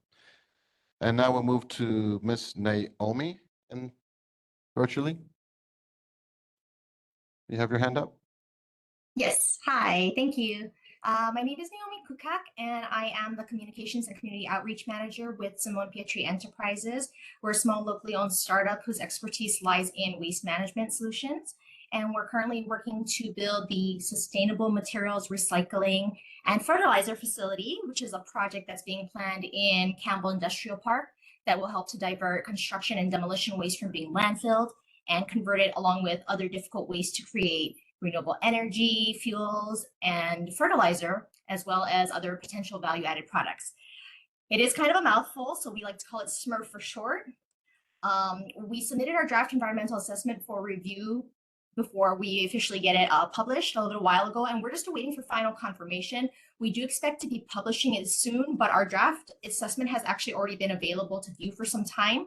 The reason I'm here this evening is that although our project doesn't take place directly in the Ewamoku, we do want to try to make sure that we're being mindful and courteous to our neighboring communities. And we wanted to take the time to inform the Ewa board and community of the opportunity to review the resources that we have available if they'd like to get a head start on it. It is a pretty robust document. I will be providing the links momentarily in the chat on where you can access this document, as well as an email where comments and questions can be sent. And that was really all I wanted to say. So I'll be going ahead and taking care of that shortly. And then if anybody did want to just reach out and find out more about what we do, then I will also be providing my personal email as well. Thank you. Thank you, Naomi. And again, thank you for respecting the time. Seeing no other comments and no other personnel in the room that want to do residents and community concerns, any board members want to make any announcements? Alex? And then John. Can I ask Naomi a question? Of course. Yeah, I was just curious, Naomi, thanks for the presentation or the brief update there. So is this going to be a receiving center that one can take, some kind of like I don't want to say dump, but basically I can take my construction materials there and then you charge a fee for me to provide those materials and then you guys recycle or do what you do? Can you just give a real quick synopsis of that? Yeah, and just a heads up, in case anybody does want to learn more about this in depth, we did give a formal presentation at the Makakilo Kapolei board, I believe it was in February.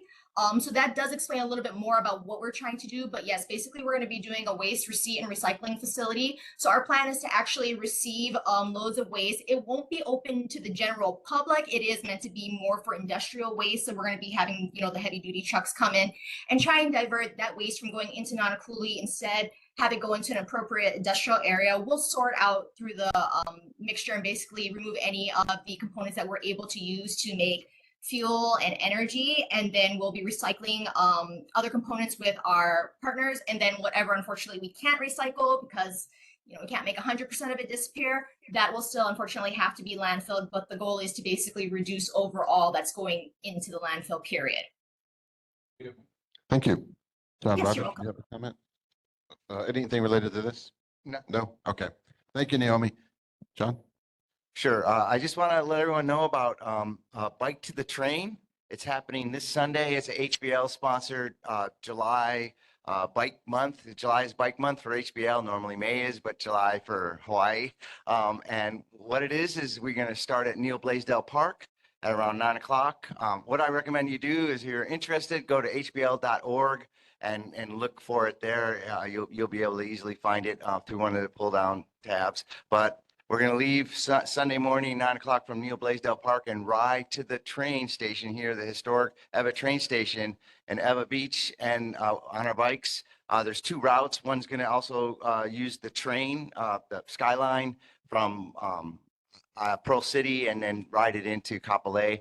So you got two choices if you don't want to do a 8-mile, 16-mile bike ride, because 8 miles one way or 16 miles round trip. So if you want a shorter bike ride with kids or whatever, but Sunday, 9 o'clock, bike to the train with HBL, leaving at Neil Blaisdell Park. So everyone's meeting there at 9 o'clock, or a little bit earlier, but 9 o'clock is when everyone's leaving.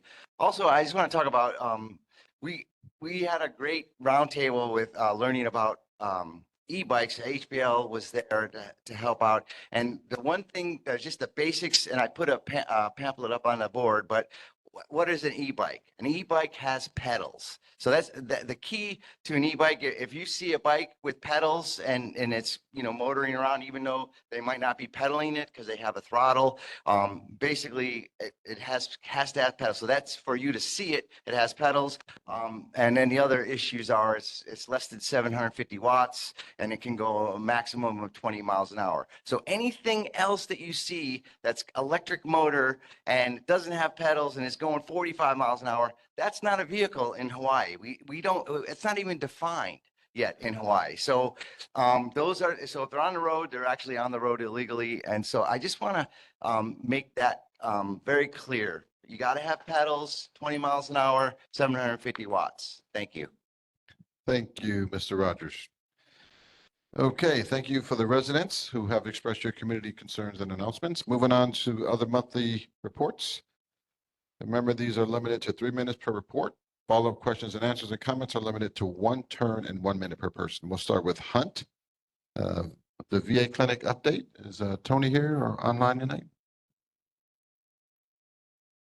No? Okay. Moving on, Gentry. Do we have a Gentry rep? No? Okay. Moving on to Haseko. Is there a Haseko Homes update for a Haseko rep? CNN, okay. DR Horton, Ho'opili update Can I say something about this? Ho'opili? about Ho'opili? Are you the rep? Are you speaking on behalf of them? Are No, you, I are you want a to make a paid comment. representative? Even though they're not here, I would like to make a comment in case they listen to Sure, this. John. Yes. So Ho'opili is doing a big project by the West Lock Leeward Bikeway by in between a Sink Park and West Lock Fairways homes. And they've done this huge construction project making a storm drain system, and they've left all their dirt on the Leeward Bikeway. And so the Leeward Bikeway connects to the West Lock, and it's just the contractors were there. They were cleaning up actually while they were there, and all of a sudden they left and they finished the job, and they left just a pile of dirt. It's not, when it rains, it's mud. So I'm asking them, please get your contractors out there to clean it up. Thanks. Thank you, John. Moving on to item number 7, government officials. Reminder, these are limited to 3 minutes per report. Follow-up questions and answers and comments are limited to 1 turn, 1 minute per person. And again, for the comments and questions and answers, please address them to the chair. Begin with, I see the colonels here tonight, U.S. Marine Corps Base, Hawaii. Good evening. For those of you that don't know me, I'm Colonel Bevan. I'm the CEO of Marine Corps Base Hawaii. I just wanted to update you on where we're at with the sampling and analysis plan that we executed some months back. First of all, thank you for the patience of this body. Like you, I was expecting to have published the report some time ago, but the timelines that we had originally anticipated with respect to how long it's going to take to get the results, how long it's going to take to draft the products, et cetera, it did not come to fruition as we had anticipated. So thank you for your patience. But I can tell you that as of late last week, all the products that we had to do, both the ones that we were internally producing, but also the ones that external agencies were producing on our behalf, have been completed. And they're now being routed through the various entities within the Marine Corps for approval so that we can get them sent to Hawaii Department of Health and ultimately release them to the community and to the body. I hesitate to put a timeline on that, but I will tell you that there's been a lot of email traffic since we sent those up, and leadership within the Marine Corps understands that these things have gone on longer than we had originally anticipated. And so there's an urgency within the directorates to get these pushed back out to us quickly so we can then get them sent over and then released to the community as well as to Department of Health. I will say also that internal to Marine Corps Base Hawaii, we are working to figure out how we can effectively communicate that. I'm thinking at this moment, maybe some sort of open house or something so we can kind of have the products there. We can have folks who can talk about them. It can be, a conversation with whoever from the community cares to show up and engage on that topic. And certainly the board is certainly part of that conversation as well. So again, thank you for your patience. And in the very near future, I hope to at least have it to the Department of Health so that we can have this released to this body subsequently. Questions, comments, concerns? Questions from the board? Questions from anyone online on the board? I got a question, Chair. Board members only at this point. Yeah, Oh, this Mitch? is Board Oh, Member I'm sorry, Hernandez. Mitch. Go ahead. Go ahead, Mitch. Is there any possibility of getting a report on, not only the Marines use the range and stuff like that, but I know that HPD, the sheriffs, probably FBI, TSAs and stuff like that, they all use the range itself. Is there any way to get a quick synopsis or report on the amount of not only Marines but our first responders that use the area actively. Yeah, thank you. So you're right. We do have a number of state and local and federal agencies that use that facility. We do have some of that data captured. I'll have to take a look and see if we have something already generated that we can kind of push out to this body. But if not, I'll see what we can do to get something spun up. But yes, you are correct. We do have a number of other entities that participate in that range. All right, thank you very much. Can I put you on the spot and look forward to that answer next month, Colonel? I would love to have an answer for you. We were targeting this. No, I'm not over talking about next the year, yeah. report. I'm talking about. Oh, yes. Yeah, customers, I guess, list of Yeah, I customers. think we should be able. Any other questions from board members? Seeing none? Questions from members of the community? Seeing none in the meeting room? Okay, seeing none. Thank you, Colonel. All We right, thank appreciate you. the brief. Good to see you all again. Moving on to United States Navy. Hey, Navy, okay. Hey, good evening, Chair. Congratulations on the new positions. I look forward to working with all of you. Thanks for the time to represent not only the Navy tonight for Vic Flint, who sends his regards. He's got wrapped up with Salt Lake this evening. My name is Dave Hodge. Many times I'll answer to the name Duna. Duna is an old Navy nickname. I'm retired Navy. So I look forward to being here. I'm a member of the Navy Closure Task Force for Red Hill. I'm one of the public affairs guys there. I'm a community relations guy. Just came onto the team in January from the Joint Base. I worked at Joint Base. Navy updates. Not a lot on the Navy side really, except for RIMPAC is winding up. All the ships are pretty much, most of the ships have already started to head out. Most of them will be back the last week of July, the first week of August before the end of RIMPAC. Today we celebrated Captain Sohaney, Mark Sohaney. If the Colonel probably knows Soho, is a neighbor up there in the K-Bay area. His retirement, his change of command was today for Joint Base. We look forward to working with the new Joint Base commander who comes to us from Gitmo, believe it or not, Guantanamo Bay. As far as Navy updates for Red Hill, we're happy to report that tanks 7 and 8 were cleaned actually months earlier than we expected. The Joint Task Force, when they took their best estimates of what sludge and residual fuel that were in these tanks, gave us an estimate of 2,000 gallons. Actually, 7 and 8 together held 37 gallons. So 7 and 8 are ready to go as far as once we get the thumbs up in the agreement from the EPA and the regulators and the Department of Health, we can start our power washing on those 2 tanks. And then the plan, of course, hopefully Danny Hayes has briefed you guys on this, but there are 2 tank cycles as we work through the 20 tanks, where 6 of the tanks are already emptied. So you'll start to see some gradual progress over the next few months. We just passed our operational update, number 3, in a press release. I've included that in the email to you, Chair, to the board. The details are there. Not a lot to report except for the progress that moves forward. Air quality monitoring continues whenever we vent a tank. The air quality monitors that are in place continue. We've had great success with that reporting system. Long-term monitoring, it's called something else now. Extended drinking water monitoring has continued. 10,000 samples now. We're still well below any expected problems with that. And then our information booth, the drinking water booth, if you've not visited our booth, it's at the Capilina Night Market every month. I think it's on the Wednesday of every month. The next one for Lila to go down there is on the 17th of July, and I'll see everybody there. So it's a great place to answer all your questions on water samples. And with that, I'll stand by for any questions, Chair. Thank you. Questions from the board? Mr. Rogers? Yes, thank you.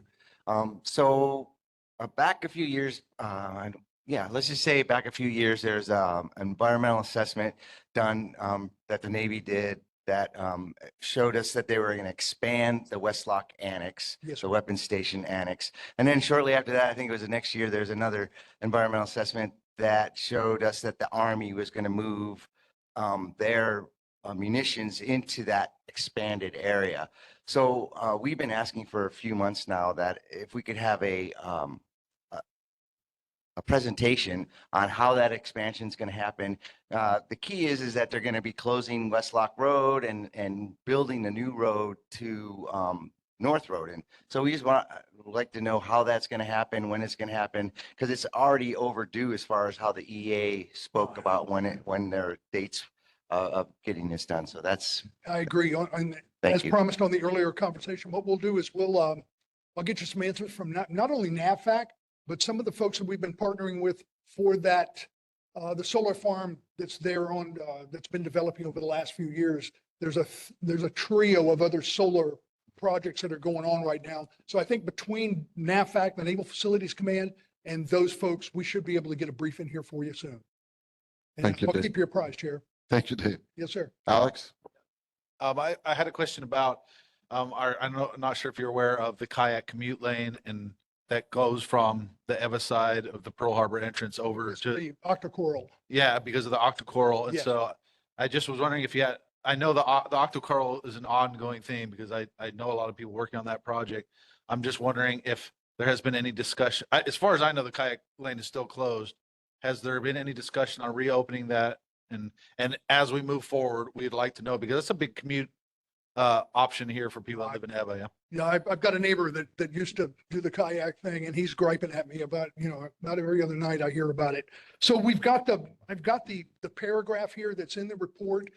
There's been no change, and I haven't seen any dates. I know that the work has started up over on the Hickam side, and over on the Maunalua Bay over there. So I promise you some answers, and I'll shoot them to you in an email rather than wait till next meeting. I'll go ahead and get them to you as I find them, and then we'll farm them out to the communities and the constituents, if that's all right with you, Chair. Yes. Yes. Sounds good. Awesome. Thank you. Thank you. Appreciate it, Dave. Thanks for the question. Any other questions from the board? Seeing none, moving on to Susan. Yes, just very quickly, will the Navy be at our Community Representation Initiative meeting on Thursday, the 18th at Capilina Beach Homes? We're tracking the meeting, Susan. Thanks for the information. I'll take it back to the shop. And I know Yeah, that, because they have, do you know why the Navy has refused to come to our meetings since May?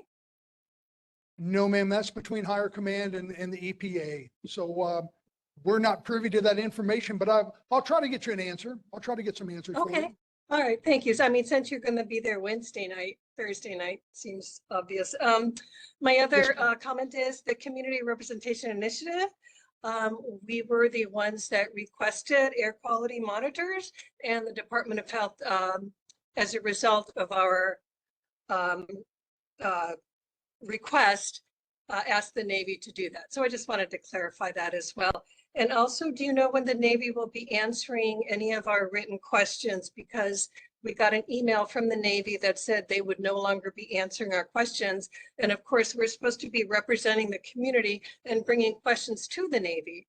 That was the purpose of the Community Representation Initiative being formed. Do you know if they will be answering our questions, our written questions? They again, since No, I May. know that NUI is in charge of that on the strategic engagement side of our command. So I'll Yes. ask NUI what the latest development is on that, Susan. He told me Thank he you. couldn't, they would no longer be answering our questions. Well, I'm going to ask him again. That way he'll have two of us to answer to. How's that? All Thank right. you, Dave. Thank you. Appreciate it. And thank you, Susan. Any other questions from the community? I have a question. Ross over here. Go ahead, sir. State your My- name, please. Oh, my name is Carswell Ross. I'm a resident, also retired Air Force. Just wanted to know, when I visited the Red Hill before it was closed, I noticed that there was a memorial that had the names of those individuals who lost their lives while building the memorial. Well, that was inside the tunnels. And I was wondering, since the tunnels are scheduled to be closed, will that memorial be moved to the outside so at least those individuals will have a place so people will know that they would sacrifice their lives to, in fact, work on this project during World War II? Mr. Ross, that's a great question. We were actually talking about this this very afternoon. We were looking for some historic artifacts that we hope to display at the next open house on the sacrifices of those that built, many of them Native Hawaiians that were working in those tunnels and on the tanks itself. I'll get you an answer. I'll pass that to the chair, and then hopefully we can make that public information. The last thing I wanted to say really quick, Chair, if you don't mind, open house for community involvement. We've had our second open house. Our first one was with the Joint Task Force back in, Lord, when was it? February. And then the last one was in May 15th. We had 30 people. Now, the weather that night was horrible, but we did have some good folks come out, and we're hoping that we have a lot more folks. This time it's over at the Maunalua Community Center. They're right next to Radford, the Radford and Maunalua housing area. It'll be on the 21st of August. It'll be from 5 to 7. So please come out and join us. Okay. Thank you, Dave. Aloha, Tara Rojas. I was at that meeting, that community open house, because you guys refused to go to the CRI community meetings.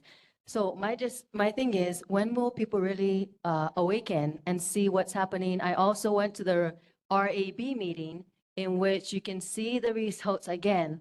And it's just crazy that it's so normalized that, oh, you know what? All these ordinances are just in the ocean. Yeah, we know it's there. You know what? It's more dangerous to take it out and more destructive. So we'll just leave it there, have it just contaminated, whether in the sea, whether on the land, and not giving just the land back. Just know that 2029, the leases are up. And that's why a lot of people, are there right now in Lelehua. I know it's with the Army, but it's still part of the military. The non-renewal of the lease in 2029, that just has to happen until, even if they contaminate our water, it's just crazy how it's just normalized and people don't realize the effects until it's their house that they cannot drink from or bathe in or wash their clothes in. It's just it's so crazy. The Army, the Navy, the military, the Marines, we need to wake up. Mahalo. Okay. Thank you, Tara. Any other questions? I'm sorry, Susan, it's limited to one turn per person, but thank you for your comments earlier. Appreciate it. Seeing no other comments? Okay. Thank you, Dave. Appreciate it. Moving on to the United States Army Duty Officer.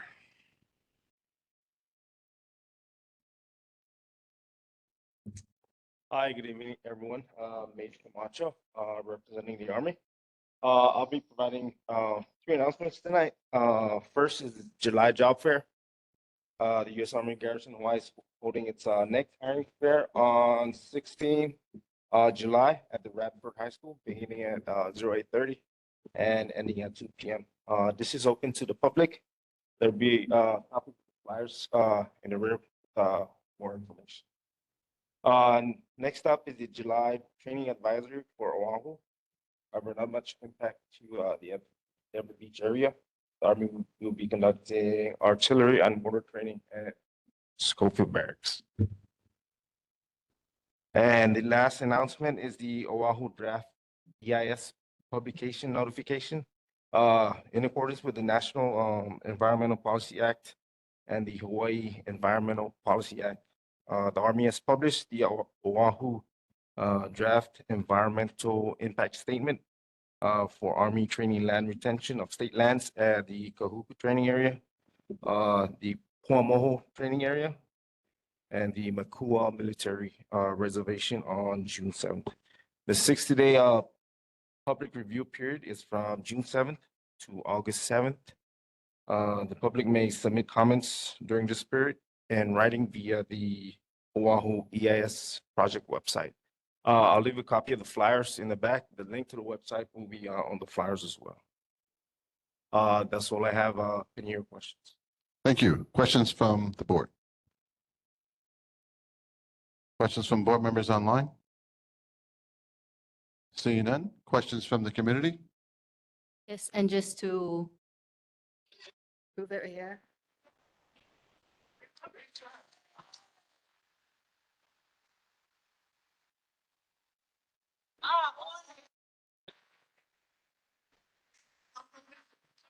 Doing opposition. This is at the YNI meeting, also at Kahuku meeting, and then tonight at Lelehua meeting. It's just overwhelmingly clear through testimonies, through facts, that just the military needs to respect the non-renewal of their leases and to leave in 2029. Thank you, Tara. Any other questions from the community? Please stand up, state your name. Stand in front of the mic if you would. Hi, I'm Michelle. I'm just new in here, and this is my first time coming to the board. I'm a board member in the public, so this is my first time. I'm sorry. I went to Rapport High School, and I used to live in the Red Hill. So I just want to know what time is you guys state fair? I mean the fair. The hiring fair is from 8:30 in the morning to 2 o'clock in the afternoon. Thank you so much. Thank you. What day was that on, sir? That's on 16 July. 16 July. Well, thank you, ma'am. Okay. Seeing no other questions? Thank you, sir. Appreciate your time. Next, mayor's representative. Is there a representative for Mayor Leggett? Okay. No representative for the mayor. Moving on to Council Member District 1. Councilmember Tupola. Representative for? Okay, thank you, John. Seeing none, moving on to Councilmember District 9, Councilmember Augie Toba. Aloha, Chair, members of the board, and everyone watching. I should have Aaron from my office is at the meeting live, so we have our newsletter at the table.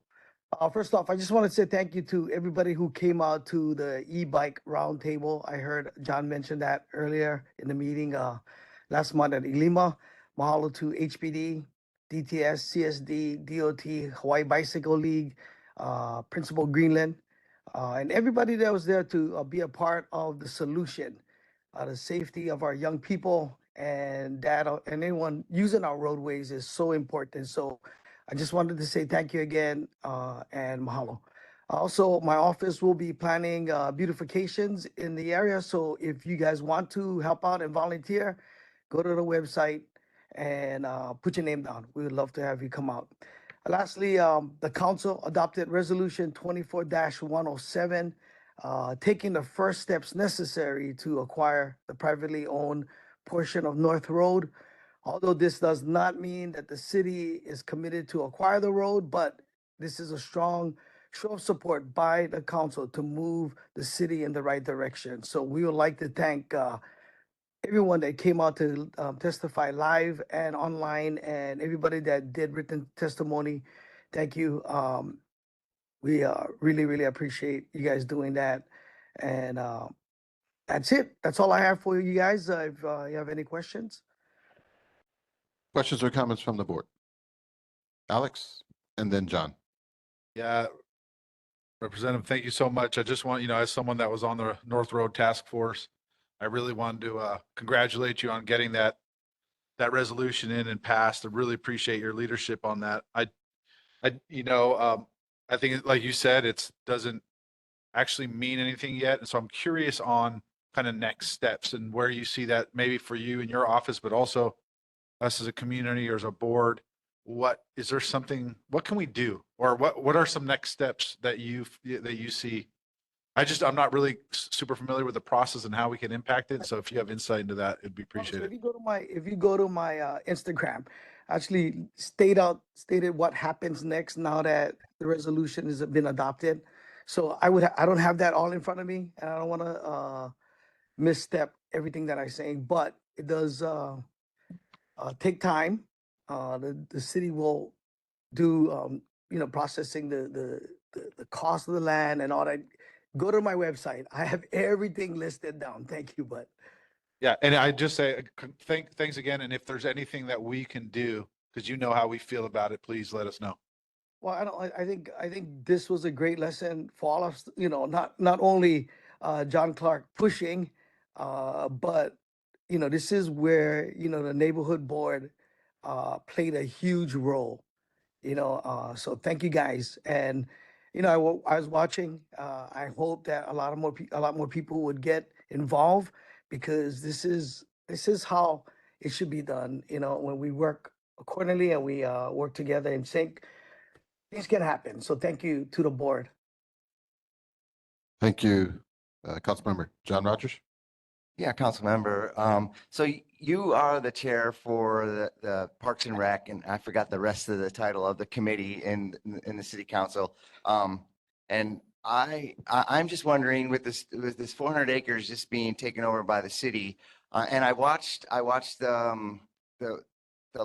your last committee meeting where you had Director Thielen there, and I really appreciate because I learned a lot from her as far as how the land is going. But as your committee, how are you guys going to monitor this and make sure it's done right and maybe done as quickly as possible, like funding and all that? Is already plans being made to help make that happen faster?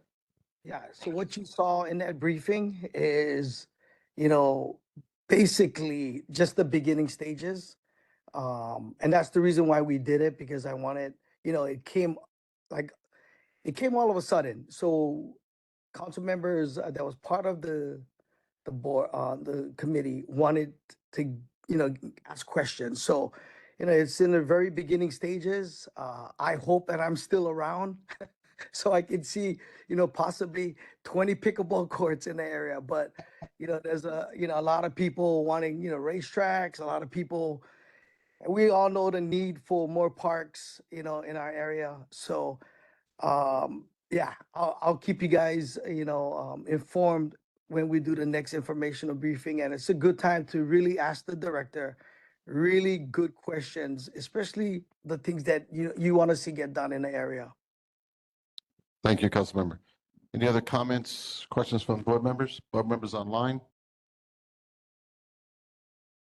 Seeing none? I just have a quick comment, and you did kind of call me out there.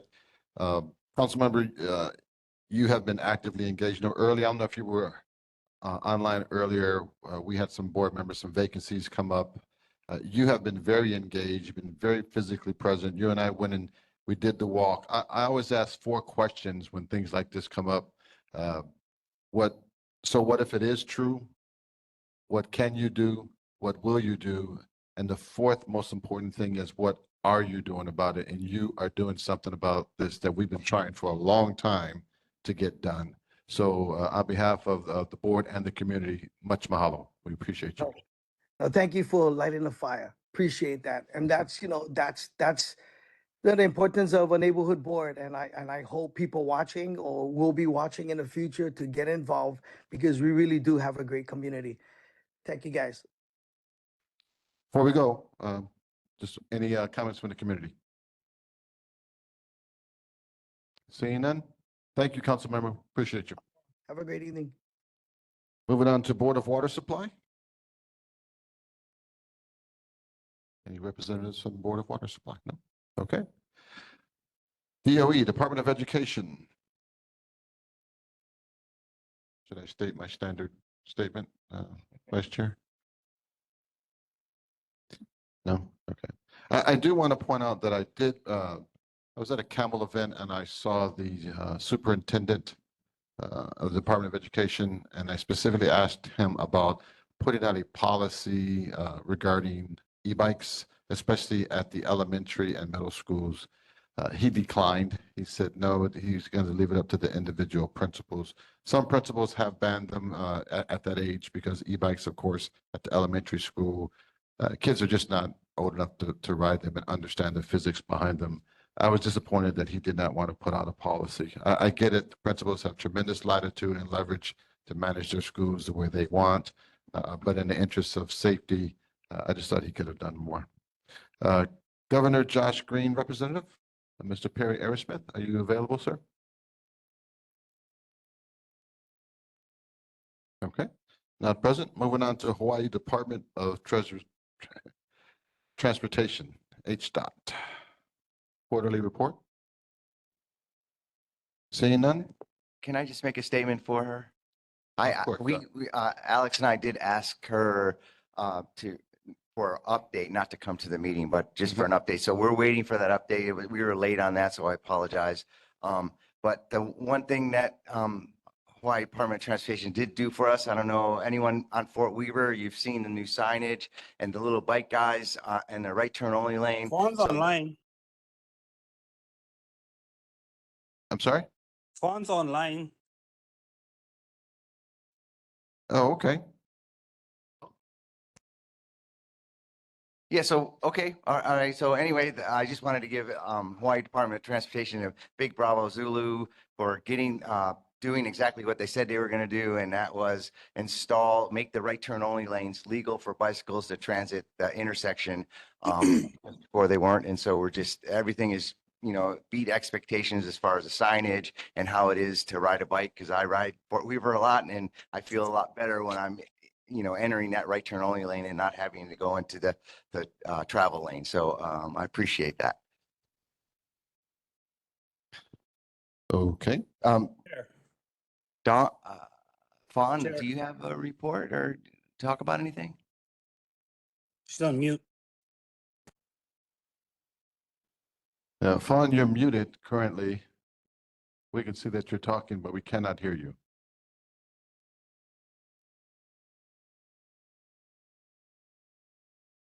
Yeah, you're still showing up as muted.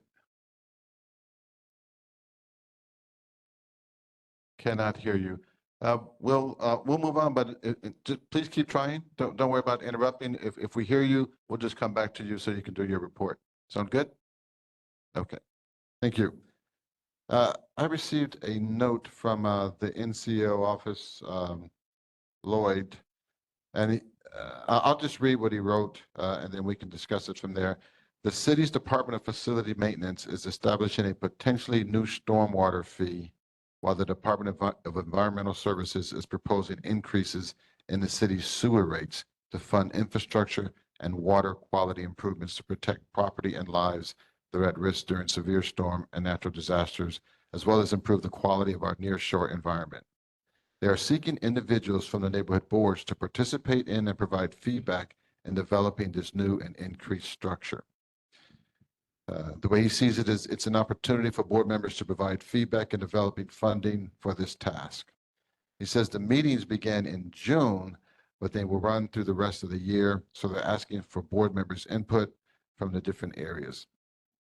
It should be noted that the meeting for this year are in person, and for next year, they are considering a hybrid of the virtual meetings.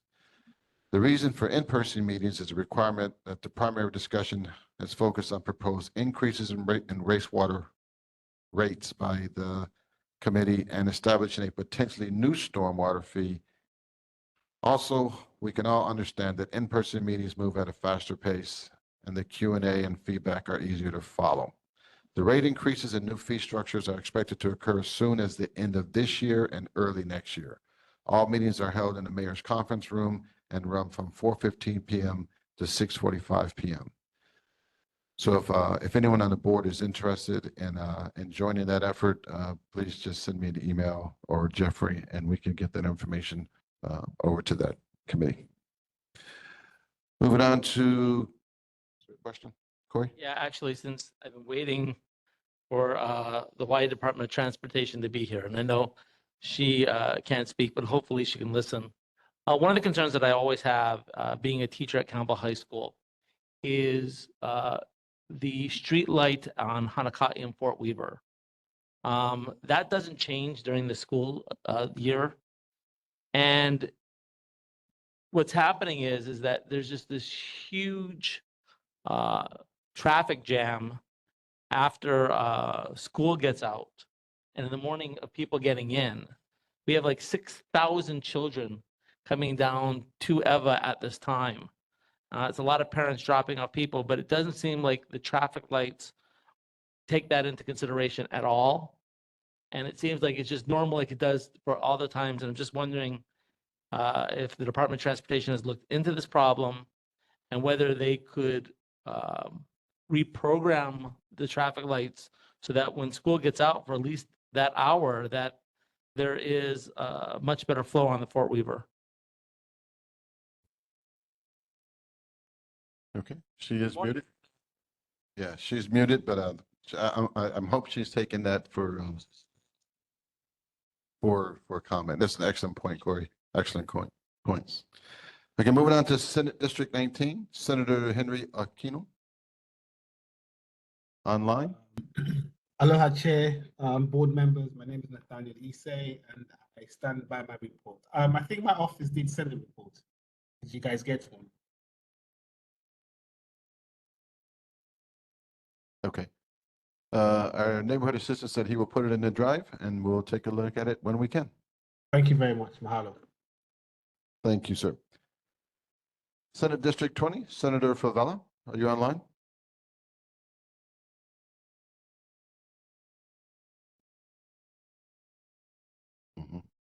Senator Favela's up.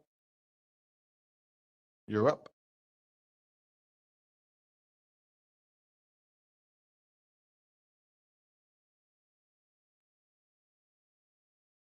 Going once. Representative for Senator Favela. Okay, thank you. Representative for Senator Mike Gabbard, District 21. In the meeting room, online. My name is Leah Butler. I'm Senator Gabbard's legislative assistant. We can barely hear you. Can you speak up a little bit more? Come closer to your microphone, maybe? My name's Leah, Senator Gabbard's legislative assistant.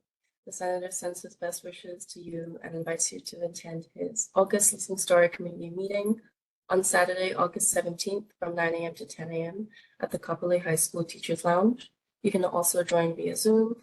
Please email sengabbard@capital.hawaii.gov to RSVP. On May 18th, Senator Gabbard gave a comprehensive legislative wrap-up for session 2024. You can see it on the senator's YouTube channel to view the Zoom recording. I'll also drop it in the chat along with his May newsletter, which summarizes the wrap-up. Major Mike Lambert with the Honolulu Police Department was the guest speaker for Senator's Dream Listen Story. He gave an excellent presentation on crime awareness, which you can also access on the YouTube channel.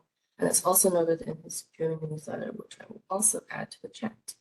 If you have any questions or if we can help you in any way, feel free to reach out to our office at sengabbard@capital.hawaii.gov or call our office at 808-586-6830.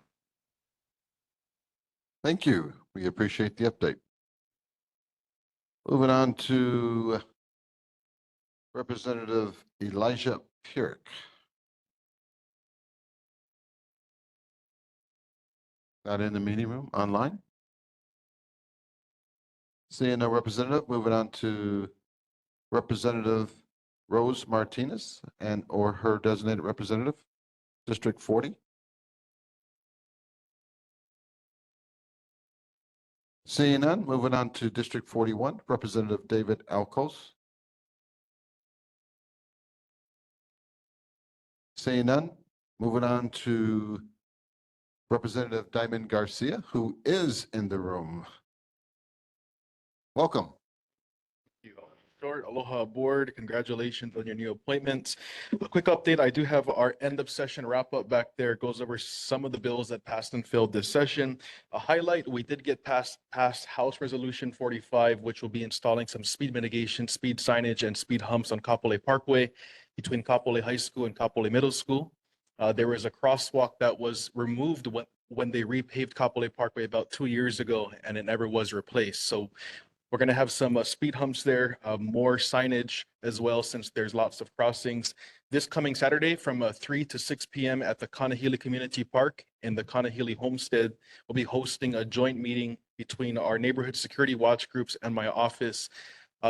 And it'll be basically trying to equip residents with non-lethal weapons. So lots of residents have reached out to our office concerned. There was a robbery at the Ho'omaka Marketplace, which is there's a new 7-Eleven and Long's Drugs there on the corner. There was an armed robbery with 3 young men who had guns on them. They robbed the 7-Eleven, didn't get much. They were caught later at the Hampton Inn at Kamakana'i'i. All 3 of them had prior incidents with terroristic threatening, with burglary, assault, and they were all released the very next day pending investigation. And so lots of residents are uneasy about that. And so we're coming together and trying to find resources to equip residents with the safety tools and measures, non-lethal, of course, all legal. So that'll be this coming Saturday from 3 to 6 p.m. at the Conahili Community Park. Other than that, I'm open for any questions. John? Thank you for that report, Representative Garcia. About Kapolei Parkway. Yes. I love the idea that you're going to put speed humps there. That's a great area. That road was, well, I'll take it one step further. I wish it was a road diet. Take it down to 2 lanes and, you know, some shared use paths and more room for pedestrians and bicycles. But there are bike lanes in that portion, so that works too. That portion of the road is supposed to be turned over to the city. It's supposed to be. It's still state. So okay, thank you. Yes, the entire Kapolei area had a long-term plan. I think by 2010 it was supposed to be all turned over. Well, here we are about 14 years later, and it still hasn't been. We're in communication with the city and state. There's some requirements that the city needs to have it turned over with street sign, with lights, with the widening of roads and all that stuff. So the current, I guess, agency that has jurisdiction is HHFDC. So next year, can we get a resolution to put trees in the median? That's a great one, for sure. We can do that. Okay, thank you, sir. Okay. Thank you. Appreciate the report. Thank you. Okay, that wraps up the government officials portion. Well, now we have a portion on here for committee reports. Good. Someone in the room? Oh, I'm sorry. I missed you. Representative, you had a comment from an audience member. I apologize, please. My comment is Your that name? State your name. I'm Michelle Morrell.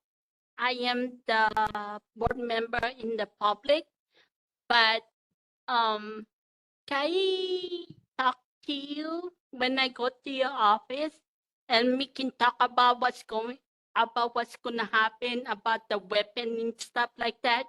Because right now, I'm kind of concerned for everybody right now, not for my safety, but for everybody. Can I Yes. talk to you? Yes, for sure. Feel free to call our office or email us, and we'll be happy to meet. Can you email me, please? Yes, we can. Thank you.